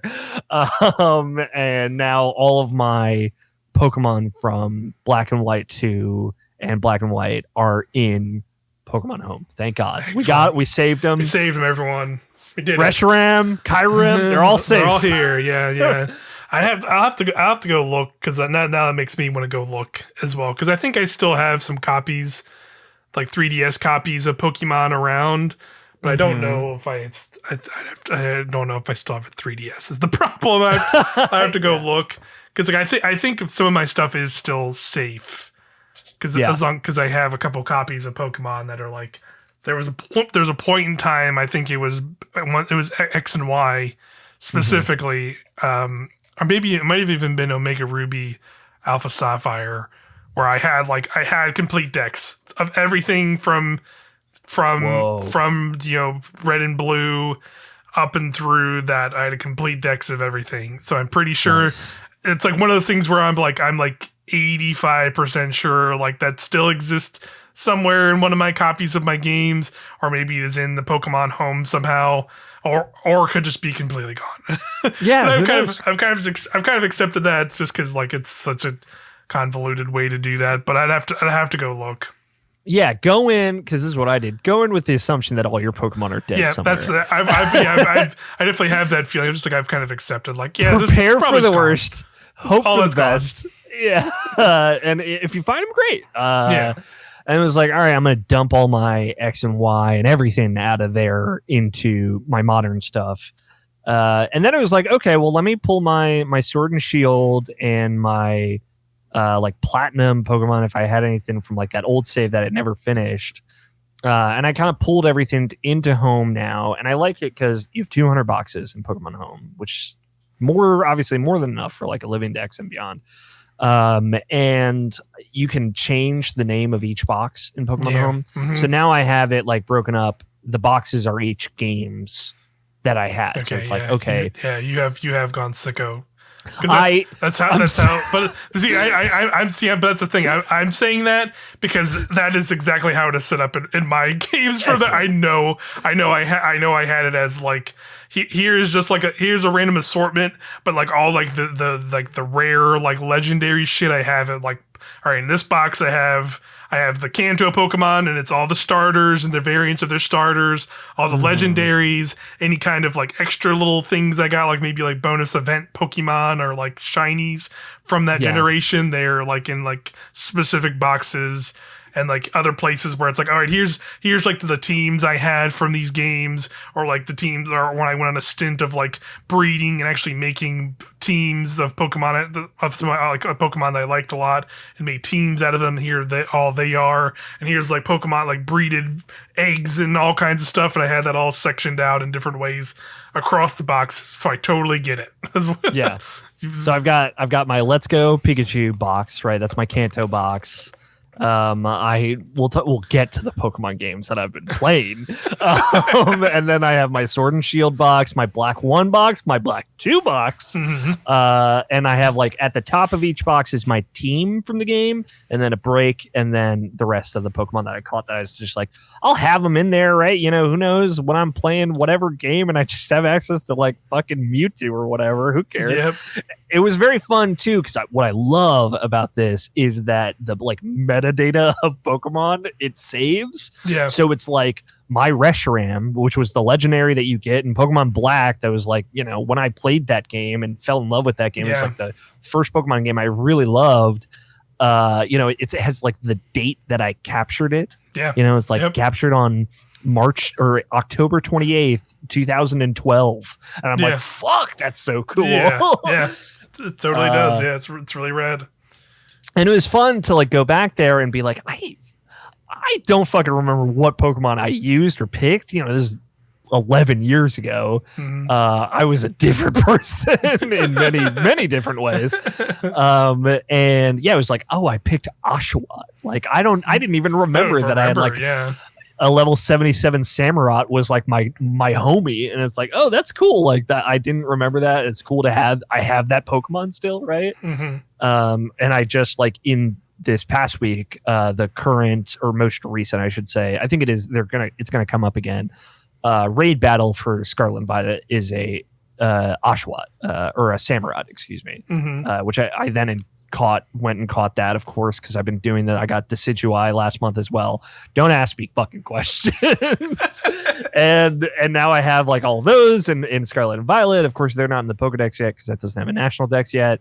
But you know, you have them and they'll appear there once the Pokedex is updated.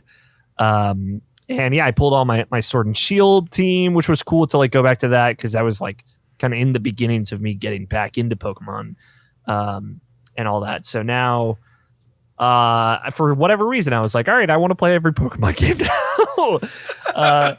Because like it is so funny. Going back, I started with Pokemon Crystal because this was a game that I bought for 3DS when it came out for 3DS in 2014 or whatever on that virtual console. And I played Crystal as a kid and never finished it, of course, as I was like 7. And that game's fucking brutal. So of course I didn't finish it. So it's funny going back to that and it's like I'm playing Pokemon for the first time. I didn't know or understand before, and now I do know and understand. And I'm going to blame Scott White for this because he's gotten me into the Trails series, the Legend of Heroes Trails in the Sky and all those games, which are very traditional JRPGs, and it has like awoken this like traditional JRPG lover in me that me now as a 30-year-old didn't know existed inside of me. And Pokemon, it's hard to get more traditional than that shit. So it's like really scratching this itch for me that I again wasn't there 2 years ago, I swear to God. And yeah, this is who I am now. I look at myself in the mirror with my Sprigatito plush and I don't know who I recognize. What has happened? I just have hundreds of Pokemon in my Switch now. What happened? Yeah, and I'm playing like more fast and loose. I'm definitely like, I'm trying. We'll talk about it a little bit later. Maybe after we'll loop around back to it. I'm trying not to like look up and pre-decide who I want to be my team, because I think it is more fun to just kind of immerse yourself in the world and just catch what you see and think is cool, and remember like, oh shit, this was Gen 4, like this is a cool ass Pokemon that like doesn't show up for a long time again or whatever, or I haven't seen for years. So it is cool to do that. But yeah, we can talk about the games I've been playing in a minute. But I do want to hear the other stuff you've been playing. Yeah, sure. I've been playing a couple indie games, which I've been meaning we'll probably have hopefully some viewpoints of on Irrational Passions in the coming days or weeks, probably. A big one, which I would say is probably what I'm playing the most of, and I'm actually gotten really into, is called Dredge. It is on Switch, and I think it's on everything. It's on all the consoles, but I've mainly been playing it on my Steam Deck, so I know blasphemous to talk about another gaming handheld on the Nintendo podcast. I know, but I will say it's great on Steam Deck, so I would imagine it's pretty great on Switch too, because I think the gameplay of it lends itself to that. It is in the most basic sense, it is a fishing RPG. Nice. And basically the whole premise of it is you are a fisherman who has like crash landed or crashed into an island, and you are basically like saved by the local town, and it's like all the people are a little mysterious and kind of like about it, but it's been like basically there is since you were a fisherman, they know what you were doing, and they're like, hey, your ship was all ruined and whatever, you're not gonna be able to get out of here, so now you need to fish for us to like pay back all of us giving you this boat and doing what you do. And so you go, okay, well, I'm gonna do that.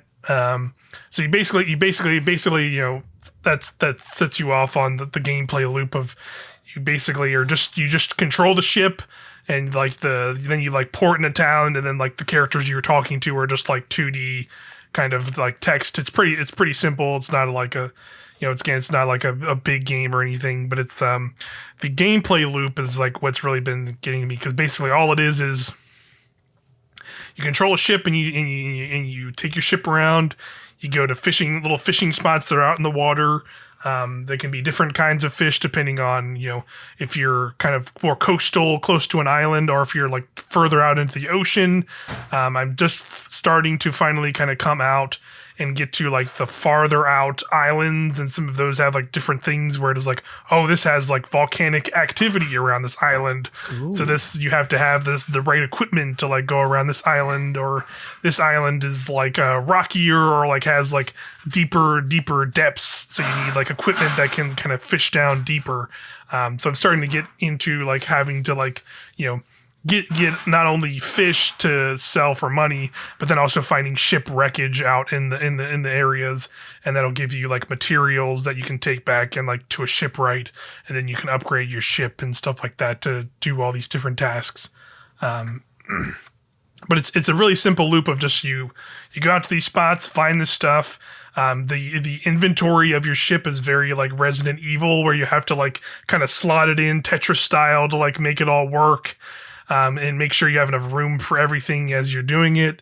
And then a big conceit of it is there's a day-night cycle to it, so like it's very important to like be out during the day and maximize what you do during the day, because when it becomes night, it gets really spooky and it's almost supernatural, frankly, in that like, there is a straight up like, it doesn't go as extreme, but there's definitely like an eternal darkness, like sanity meter, if you're like kind of familiar with that kind of stuff. Some Cthulhu stuff. Yeah, more or less. Like they haven't really like stated that, but it seems like that is a little bit of the direction it's going in, from a little bit of the story stuff there is in the game so far. But basically, like, I've had straight up moments where you're like out in the water and it gets dark, and then you have like, you kind of see on the, like the day night kind of meter, you have like an eyeball opens up and it's like an eye that's like, and like as that's like kind of like shows like the like level of sanity your meter is, or you're going, and like the higher that gets, like the crazier stuff shows up. Like I've had like these weird crazy red clouds come up to my ship and like freak me out, and that gives you like, and like makes your sanity meter go crazy. That makes like giant fish or tentacles attack your fucking ship out of nowhere. And it's kind of terrifying. There's also things like straight up it'll make like fake like rocks and like debris in the thing that if your ship like runs into it can damage your ship, and some of that stuff is like not there during the day, but when it's the night, it'll like make that stuff just like randomly appear. Like, and you have to have like a certain there's like another like, part of the ship that you can upgrade and get different parts for, is like the lights you have on it, and those will have like bigger radiuses and they'll last longer and stuff. So like there's just like a lot of like fun gameplay conceits. It's just like and like the very simple loop is like very addictive and engaging that I'm really enjoying. It's a lot of fun, like callbacks to like other games that like it's like scratching and invoking from, of like there's tons of just like times when I'm just like out in the water and it feels like Wind Waker, where I'm in a ship and I just see like a cool island, or like I can see like stuff out in the distance, like, oh, I want to go over there, but I know if I get there I'm gonna have enough time to get back from the darkness. So there's like that kind of tension that's really fun. Or when, like, now I'm starting to get to those farther out islands, and there's like big, like I would guess you could call them like the major islands, because there's like tons of smaller ones, but there's major ones where there's like actual like docks and things you can stop to, and like NPCs you can talk to and take quests from and stuff. It's like I kind of just gotten to like I kind of just finished the kind of there's the starting area, and then there's like the first major one I went to, which was like this big cliffs that was like way bigger mountainous looking island area, and do this whole quest to where there's these two like old fisherman brothers who like kind of had a falling out, and then one of them moved away, and so you're like kind of going back and forth between them to like help you out with stuff, because they can help you kind of clear a lot of the debris that's like around this island. So you kind of like, work with them a little bit, and that takes you kind of sailing around the ship to like find wreckage of this family crest and stuff that you have to deliver to them.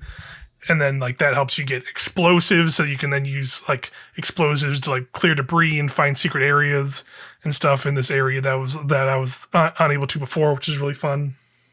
I found a secret behind a waterfall, and it has like a treasure chest that I was able to loot from it. But also but there was also like a giant eel in the water that's just like swimming around, and I tried. It has a fishing spot, so I know you can fish it up. But when I went to go fish it, the term it used, because it like, there's all kinds of fish, and they're all have like different variants. Like I was saying, there's like coastal fish, or there's oceanic, but this one just said abyssal. And I was like, oh, Jesus Christ. And then thank you. Yeah, and so I couldn't catch it yet because I didn't have like the correct tools for it or whatever. But just like cool, intriguing stuff like that, where it seems like it is there. Like once you get later in, you're getting way more into like the crazier supernatural stuff. Cool. And there's a little bit of that in the game already from what I've done. Like I said, like I've had it where my sandy meter is high enough and like a big ass fish, like you'll be like fishing in a spot and a big ass fish that it looks like one of those like I don't know the specific name for them. They have like the little like the tentacle, the lantern. Yeah, it's Yeah. like a big ass version of that, and you'll be like fishing, and it'll straight up just like come out of nowhere and just like eat all the fish you're like trying to fish up and like damage and attack your ship, like while you're doing that at night. It's pretty messed up. You can say there's like fake rocks that show up. There's like a big like flock of birds. You can just like attack your ship. And then also, yeah, I had a big huge tentacle the other day, just like it just came out of the water, and I was just like, Nope. "What the fuck am I supposed to do against this?" And it just kind of smacked me. And Absolute fear. The fear of being attacked by Yeah. a sea monster will live with me forever. yeah, definitely some cool like sea monstery stuff. It's not gotten like super crazy, but I'm seeing there's still plenty of islands I can go off to explore. Looking at the map that I have, so I'm sure there will be some more stuff like that. But yeah, super fun. Definitely, Yeah, it's really cool. yeah, simple, kind of addictive little loop of game that I'm enjoying quite a bit. One other one I'll quickly shout out because I've not been able to play too much of it, but played a tiny bit of it, is 9 Years of Shadow. It's a Metroidvania that is pretty fun. It's definitely much more in the Castlevania line of like you straight up just have the backdash, like you just have that right from immediately from the start. Like it's not even like a power up you go get. You just hit a trigger, and the lady you're playing as, her name's Europa. Crazy name. She, like you just backdash. It's pretty cool though. Yeah, you just backdash, and she has like you have like a big like like I guess it'd be considered like a halberd because it's more like an axe head on top of like a big spear. Yep. Kind of weapon. And kind of the whole setup is you were stuck in a land without color, and she's been preparing for 9 years, 9 years in shadow, for this battle. And you come to this castle, and you actually just get your absolutely clapped right at the start. She's like, "God, I'm a failure. I can't believe this." And then I don't know, this random little like teddy bear shows up, and all the colors restored. They didn't really explain that too well, but there's like, "Hey, we're just gonna help each other stop this curse." And then you just kind of go. The cool thing about it is like it seems like it's very much it's pretty traditional from what I've seen so far in terms of Metroidvania stuff. Collecting power ups. Like the one thing I would say, like the main kind of thing is like your kind of health is more of like a it is like you're a combined like you can take damage, but also use it to like use the bear to like shoot like energy projectiles, which you'll need to like fight certain types of enemies, and also like break certain things for bosses and stuff. But like at any time you can also kind of like charge it. So it sort of feels like a Dark Souls kind of push and pull, where you like if you use up the meter, you can kind of back off and kind of recharge it, and you go back in. And you can take damage from that, but if you're depleted, then it'll actually hit you. And you have like very little health, but you can kind of just recharge that whenever you are able to at any time. So it seems like just like managing that is like a big conceit. All the kind of power-ups I've gotten so far, I've seen very like elemental based. Like the first major one I got was like it imbued me with like electric energy, and so like enemies will have like yellow outlines to them, and I can like hit them for more damage, or like break the shield that they have in particular. That weapon or shield that this big enemy had was like glowing yellow, or like had a yellow outline, so I could like damage through it because they had that power. So it seems like you'll be like swapping those around later. Like I'm assuming I'll get different elements to do that kind of different swapping. Cool pixel art, a lot of cool like animations and things in it as well, from some of the little cutscenes and things that happen for it as well. It's pretty cool. So yeah, cool little Metroidvania. I definitely want to check it out more. But yeah, that's pretty much what I've all been playing so far. All right. You ready to hear about Pokemon games from 20 years ago? Yes. Let's hear about all the continue your Pokemon addiction talk. I want to hear it. So I wanted to play Pokemon games for whatever reason. I started playing Pokemon Crystal again in the wake of the 3DS. It was an open casket wake. So I was hanging out playing my Pokemon Crystal. All right, you ready for some hot takes? Let's hear your hot take, Pokemon hot takes. And keep in mind, I've not played Heart Gold, Soul Silver, so obviously I'm wrong. I understand that. Yeah, you're wrong already. I already know I, it. No, I'm just kidding. I don't think Generation 2 of Pokemon is very good. All right. And the reason is, right, I've played Crystal, right? This is my kind of impression of it. I did play Silver at some point in my life, the original, before I played Crystal. I'm a baby Pokemon player who's used to playing baby games for babies. I'm used to new Pokemon where it's not as difficult as old Pokemon. So keep that in mind. Things that I've learned that I really like about Pokemon, I like level design in Pokemon a lot, actually.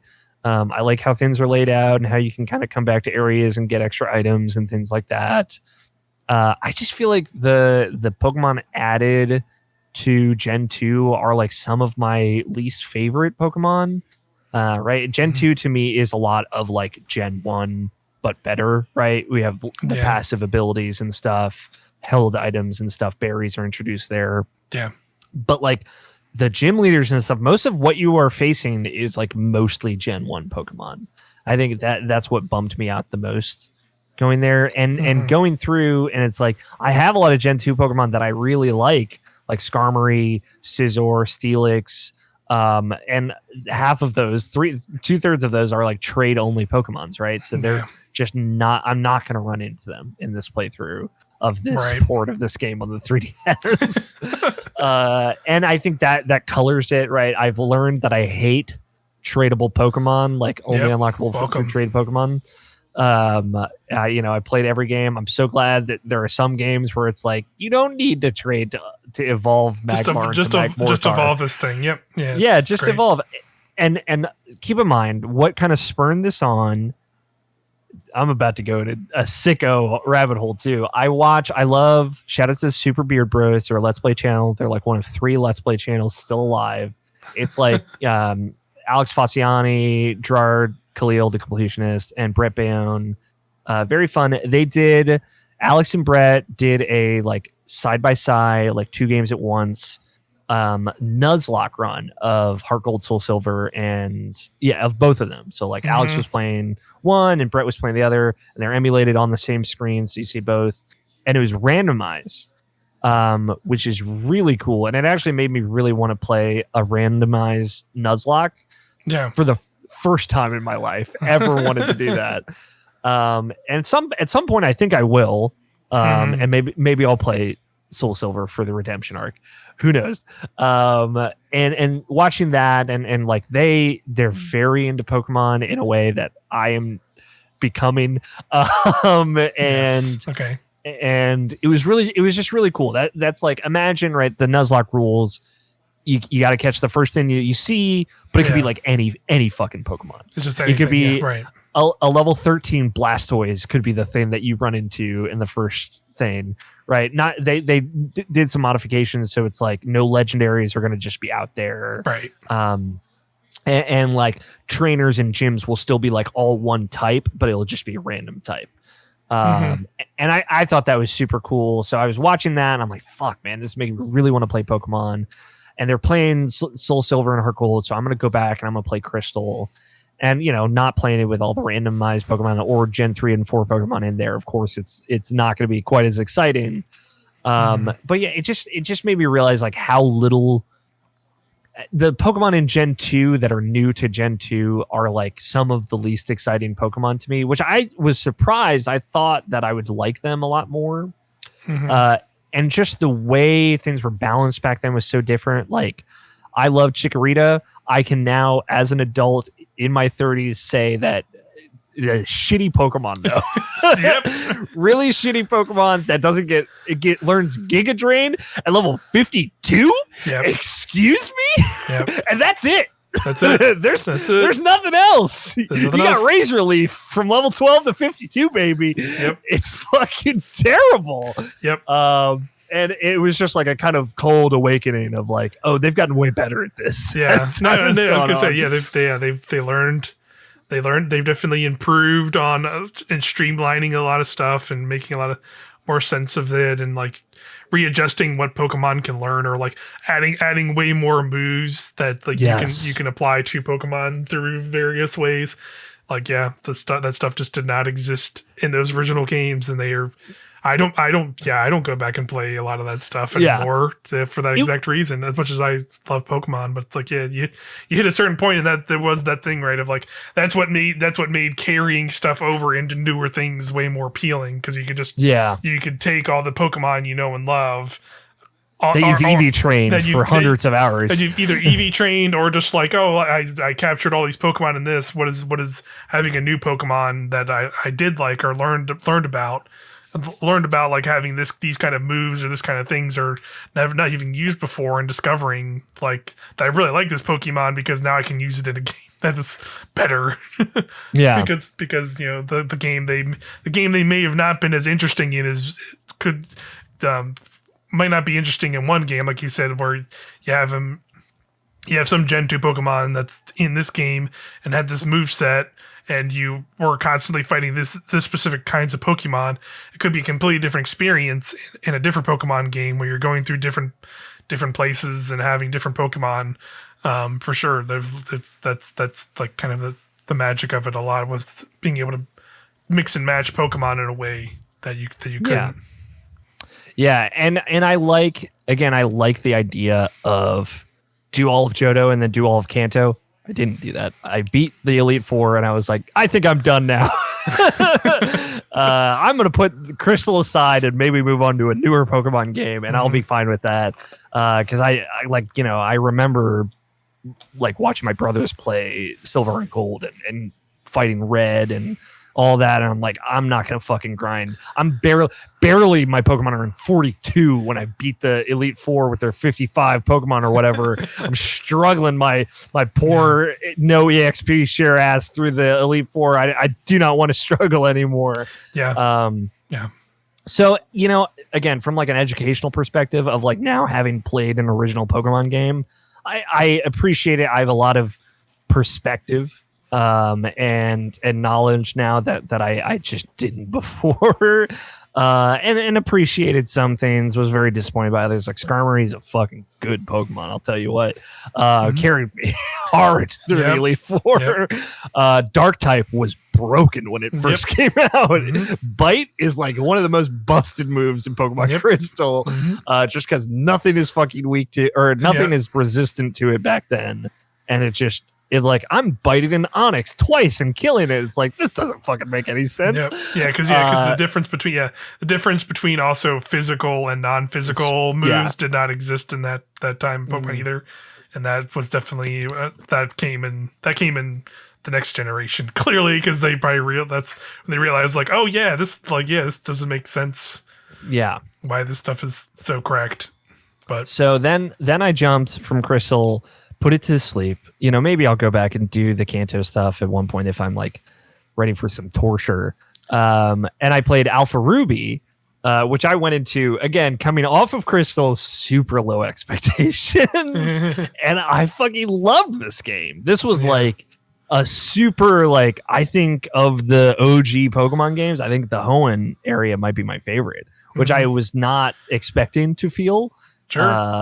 I definitely was in the camp of like, I think there's probably too much surfing in that game. And there's certainly a lot. There's certainly a lot, but I think, like in the same vein of like them updating those games and smoothing the edges on some of that stuff, like Alpha Ruby and Sapphire did a lot of what they did. I think a lot of the complaints for that game, because remember there were a lot of complaints when that game came out, was just like they were very particular things, because Pokemon fans are very particular and fucking weird. Because the big thing with, like, I think that was irking people was like mainly in Pokemon Emerald they added what was like basically like a post game like challenge, like I forget what it was called exactly, because like it was not a thing I was super into, but like they're the Pokemon diehards, like that is like they live and breathe like whatever that was. There's like it's like some Pokemon Tower or something. Battle Tower, I think. Right? Battle Tower. That's what it was. The Battle Tower. It was like a way higher challenge. Like that is like, kind of really the stepping stones into like high level play in Pokemon and having to min max Pokemon and do all the crazy math stuff, and then like that leads into competitive Pokemon stuff. Like that was like really the first time that they like went hard at Pokemon as like a game, had like this thing that like really went in on like it really did matter to have your Pokemon like have the stats, have the this, have the that, have like the team composition. Like that's like where that first really mattered. So like, that was so Emerald is like very near and dear to the Pokemon community's heart for those reasonings, and this game had nothing like that. So and that's I think was what a lot of it really boiled down to, was like it did not feel like it was catering to baby mode, even though Pokemon is a motherfucking children's game. So of course they're gonna do that. So, but anyway, like. Go I understand these people were hurt by old Pokemon games, and they have not been able to heal themselves since. I understand that now. I just think they need to get over it.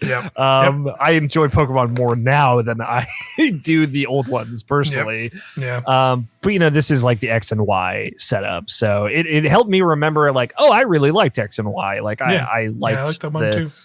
EXP share, for all your Pokemon, and you get EXP when you catch Pokemon.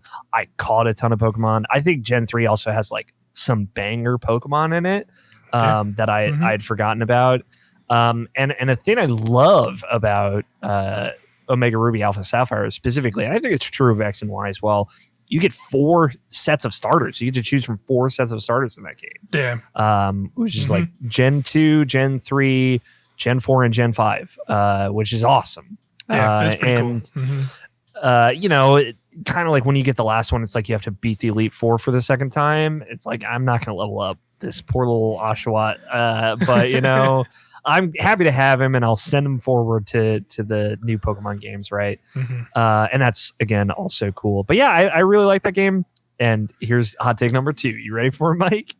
Mega Evolution still fucking fucks, dude. Yeah, I'm here for it. I don't think that's a hot take. Because I also really still like Mega Evolutions.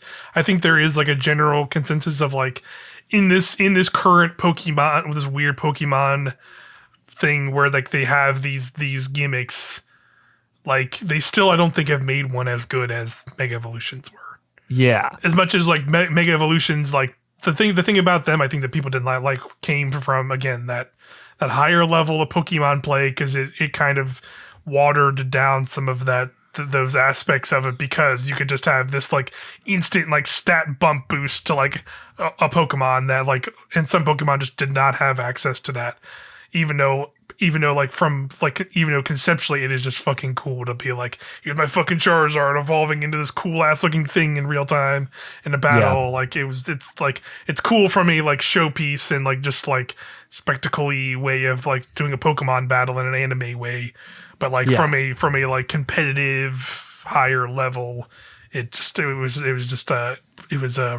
productive or whatever.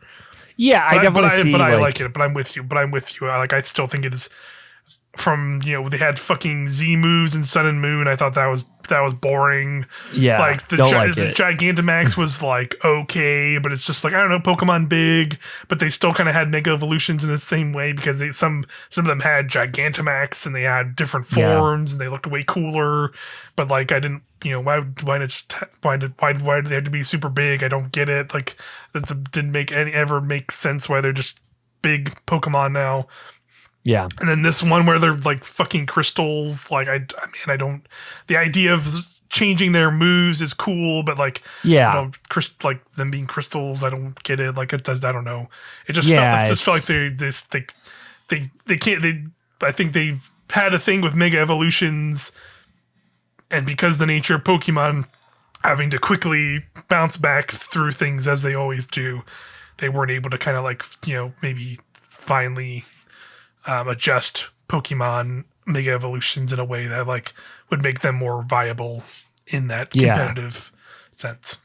It's that thing where like not all Pokemon can Mega Evolve, and only Max Evolution Pokemon are going to be able to Mega Evolve. Yeah. So it's got this weird kind of limitation on it that I understand where Gigantamax and Terrestrialization are applicable to anything, and at least like the Terrestrialization, like some of the coolest stuff about Mega Evolving is like the type changes and different stabs that you can get to by having. It's like, oh, Charizard's finally Dragon type, so you get stab on Dragon Breath.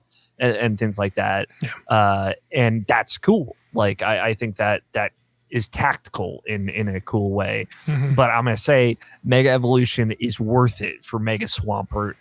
Yeah. At the very least. Yeah. Because he's a big boy who smashes. He just looks fucking cool. He just looks so cool. Mega's Sceptile is also rad as fuck because it just makes his tail a fucking drill. Yeah, it's just, like that's still like one of the coolest things. That's why again, Pokemon shout out to motherfucking Pokken Tournament, baby. Yeah, it's Sceptile turns that you can that still was like a lasting legacy of having Mega Evolution Pokemon was like that game where all of their super moves are like some of them straight up just Mega Evolve at a certain point in the match when you do their super and you can just run around as their Mega Evolve form and they get completely new moves. They do like an insane super where it's literally shoots off his tail like a fucking cannon and just drills and stuff. Like it's just it's cool. It's flashy and just looks it's fucking sick. And yeah, I get why they backed away from it. But it'd be totally cool if they revisit it in some way to like have that be in the game, but like maybe adjust it so it makes more sense in the competitive sense, or like maybe that's like another avenue they can look at, like you have something like a Legends game where the competitive nature of it does not fucking matter, so they can just do whatever they want and have them come back in that in some way or something.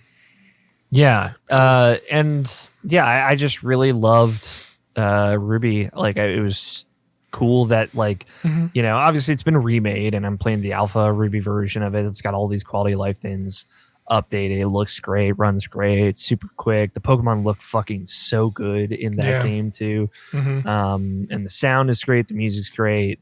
The story in that game is fucking nuts. Yeah, because it has like a whole extra post like game thing where you like episode Delta where you go to space. You go to space, and you go to like different dimensions, and it opens up like loopholes. Fight Deoxys in space with Rayquaza, which is just fucking nuts. Yep. Like it's crazy. Destroy an asteroid that their original plan was to use some kind of teleportation device to send that to an alternate timeline Hoenn, which was the original version of Hoenn without Mega Evolution, and destroy it. And they're like, well, we can't do that. So we're going to go Mega Evolve Rayquaza and take him to space. And then like a triangle is in the asteroid and it turns into Deoxys. And that's just the game. Yep. It just gets fucking crazy. You can if you think to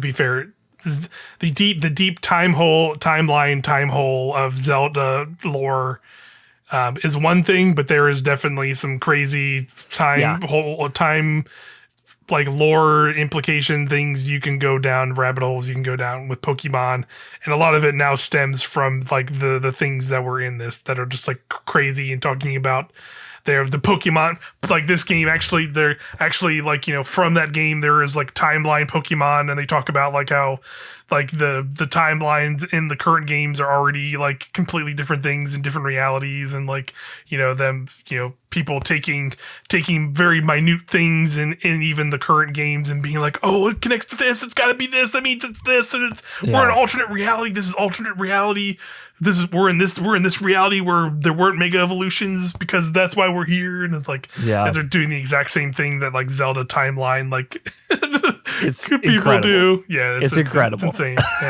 I loved it. It was just Alpha Ruby, a trip. Loved it. I spent like 60 hours in there just having a great time. Nice. And I'm happy to I'm looking forward to taking all those Pokemon forward. I think I'm going to go back because there's like a bunch of post game stuff to do in that game. There's like tons of legendaries that's like on a daily reset or whatever to do that. So then I jumped into Ultra Moon, which I had played a little bit of the original Sun, and I got to the second island, which is very early on in that game, and just stopped playing because it was boring.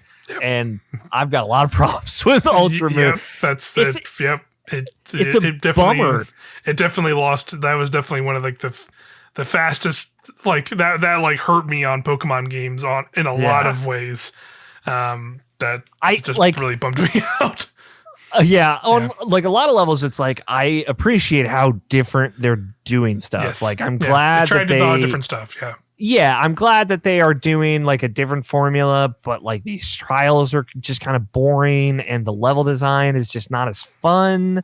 And it's just so slow to do everything. It just takes forever. And it's also like weirdly difficult. Like a lot of trainers are using like X attack and shit on me, and I don't know how to handle that. So now I'm using X attack, and that means I'm not having fun. If I'm doing that, I'm not having a good time. It's just like I catch 5 Pokemon before this is like the first 3 people that you fight, and I picked Rowlet this time around. Originally I picked Popplio, and I was like, I'll get a fucking Rowlet, who cares, because it's cool. Decidueye is sweet. And I have like a level 15 Rowlet in the first area, and I catch 4 other Pokemon because I'm doing it now. I'm catching Pokemon, whatever. I got them in my bank.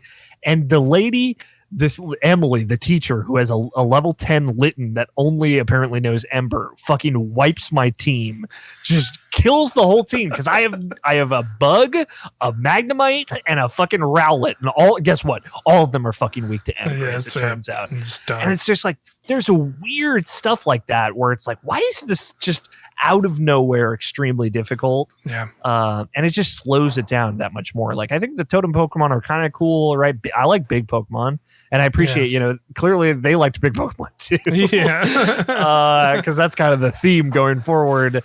But like it's like 2-on-1, sometimes 3-on-1 on my team, and it's like I just don't know how I'm supposed to win this. Like the random, have you gotten the random like herd encounter where you can get random counters, but it's like, oh no, I don't know, for some reason there's just like 5 fucking Houndours and they want to fuck your shit up. It's just like, all right, Jesus, like what the fuck? And it's like half the time in a 1-on-1 random battle, it's like they called for help, and it's just I have to fight 2 Pokemon now, and this is like taking 15 minutes per random encounter. I took a break. I got to the 3rd island, and I was like, okay, I'm gonna take a break, and I'm gonna go back to Platinum. And I have tried to play Platinum. I've had this conversation with you before. I've tried to play Diamond, Pearl, Platinum. Like I've gotten to the 5th gym like 7 times and just never gotten past that ever. So I'm on the 8th gym in Platinum. So nice. We got past that. Definitely a redemption cycle. I really like the level design in this. I like the story, even though again the villains are terrible. Yeah, the villain's terrible, but going into like the Dialga stuff is cool, and like the Giratina like space stuff. Yeah, the Shadow Realm, it was longer than I thought it would be, and it was cool. You're like doing puzzles and stuff, and there's no random encounters. It's just like storytelling. Cynthia is the best, always has been the best. She's a big part of Black and White, so like I am familiar with her from there. Yeah. I really love all the Team Galactic stuff. They're a bunch of goobers, and you run into this detective guy who's helping you stop them, and he's like, Cyrus, the leader of Team Galactic, an entrepreneur. Can't believe he's only 27. And I was like, I just threw up a little in my mouth about how old I am now, and just having a good time. Very difficult video game though. I would say Pokemon Platinum is just brutally difficult. Again, a lot of X attacks are happening. People are using X attacks on me. I'm like struggling. They like their items back in the day in Pokemon games. That was for sure. Yeah, for sure. And it's like I expect the scientist enemy guys. They're always going to use some kind of X item. It's like, okay, but like now a bunch of other people are, and the first gym leader used 3 super potions. So I was like, okay, I guess setting the tone up front. And that stuff was, it's rough, but like there's definitely like a turning point, like when wild Pokemon are way higher level. And it was funny because I'm like looking at a Pokedex on Cerebi, and it has like the original and then Brilliant Diamond and stuff, which I thought about buying, and I just kind of was like, I own Platinum, I have the cartridge, I might as well just play it. And it's like all the wild Pokemon are like 10 levels lower on Brilliant Diamond. It's like, I fucking wonder, because like I walked into grass and these Pokemon are the same level as my whole team wiping me. It's just like brutal, and I'm grinding way more than any other Pokemon game, which I don't love. But I'm doing it. I took off EXP share because it's like I need to grind these up faster, and I can't level these Pokemon with it. But again, I'm playing with different Pokemon. It's like a lot of Gen 4 Pokemon that I was like, oh yeah, another very good generation of Pokemon. Like Frostlass, great Pokemon. A lot of good Pokemon starters. Gen 4. Yeah, the starters are great Pokemon. I picked Infernape. I finally had a fire type Pokemon for the first time in four games on my team, just to let myself breathe a little. But yeah, it's just I'm on a Pokemon journey right now. I'm in my Pokemon Renaissance era, and it's very exciting. Like I plan on going through to. I might skip Black and White because I know those are going to get remade next. And I might just kind of save myself for that. But I might also play them again because I love those games. I'm curious to see new era Alex Pokemon lover, how I would feel about those games. Feel about them, I played them a little bit because I was like trying to see what Pokemon I had on there. And I was like, oh, this is just so much snappier and faster than Diamond and Pearl. So I does make me really want to go there. And I'm just like, I have this dream of having like a team of all regional Pokemon. I think that would be really cool.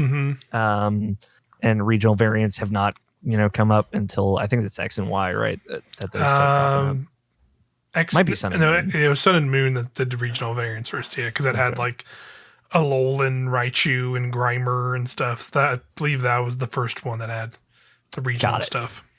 Yeah, so it's been cool, like, again, knowing that all of this is going to in some way go forward to my, actual endgame EV trained or Scarlet and Violet Pokemon, right? And I've been, doing these goddamn terror raids over there, stockpiling all these EV items and stuff for when, I'm going to take my Reshiram over there. I'm going to take, when that can happen, I can actually like level these guys up to 100 and get them like maxed out and ready for, nothing, but for my Pokemon bank, I guess. You can have them for the Black and White remake when you can, but it'll still be like 3 or 4 months after that one comes out because they haven't exactly Pokemon Home in that anyway, but then you can still put them in.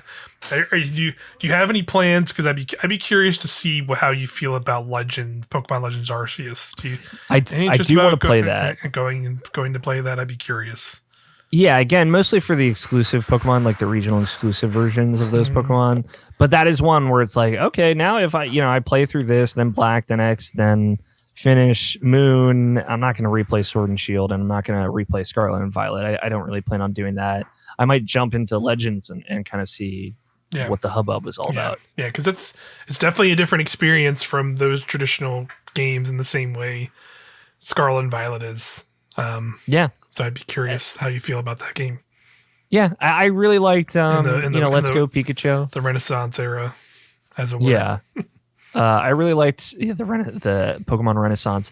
I liked Let's Go Pikachu a lot. I consider that my Kanto game, right? If I were to go and play a Kanto game, that's like the most modern remake of that. And obviously that's a weird kind of very casual game, but it's fun. It's just a fun time. So I do think I'll jump into that at some point, and I'm excited to see how I feel about it.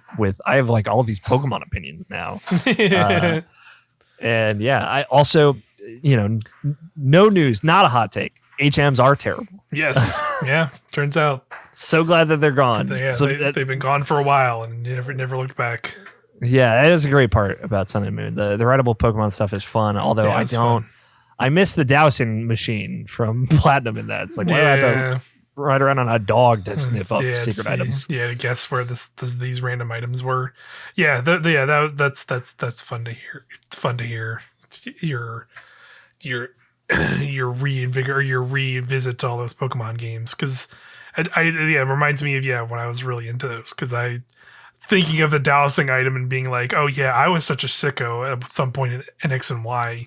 How many times I put that? I didn't need anything like that. I just would replay them so many times with different teams of Pokemon. I just knew where things were. I could just walk up to the blank spot and just press the button and be like, oh, there's that item. Yep, got it. Cool. And just keep going.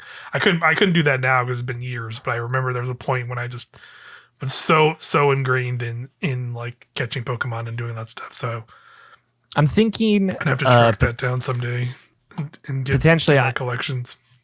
The way I can culminate this is when I play Black 2, I might do that on stream as a Nuzlocke randomize, because I want to play Black 1 again pure, because of the whole gimmick with that game is it's 150 new Pokemon only until you beat the game, and I kind of want to do that again, because that's part of why I like that game so much. But for Black 2, when they kind of open the floodgates for that, it could be fun to just do a randomized Nuzlocke, and maybe I'll stream it. So that's kind of where my head is at the moment. But yeah, Pokemon, very good video games. I like these games a lot. Yeah, it turns out, good video games that they've made a lot of, and they're going to keep making a lot of. Yeah, I'm very curious about that Scarlet Violet DLC later this year. I could see it getting me back into it in a way, potentially what they do with those. If they're like new areas and like new story, like I kind of hope there's other updates to the game. I know they've talked about, passing through that game again, and maybe that's why the DLC, they kind of pushed that DLC into later in the year compared to like I think the last DLCs they did. I'd be curious if that's because they're doing other updates to that, but we'll just have to see where Pokemon goes. I don't think there's it's just the DLCs here. I don't think there's any other new games. It's probably for the best. Yes. For slow Pokemon. the hell down. Slow the hell down. But yeah, I think that's gonna do it though. Yeah, sorry for ranting about Pokemon for 45 minutes. No, that's awesome to hear. Always good to hear. Yeah, the return of Pokemon, and it's here.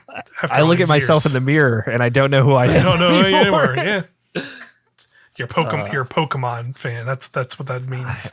I'm a Pokemaniac. Pokemaniac, catching them all. But yeah, thanks everybody for hanging out as always. Listen to the show, watching the show, and we'll see you next time. Yeah, bye. Bye.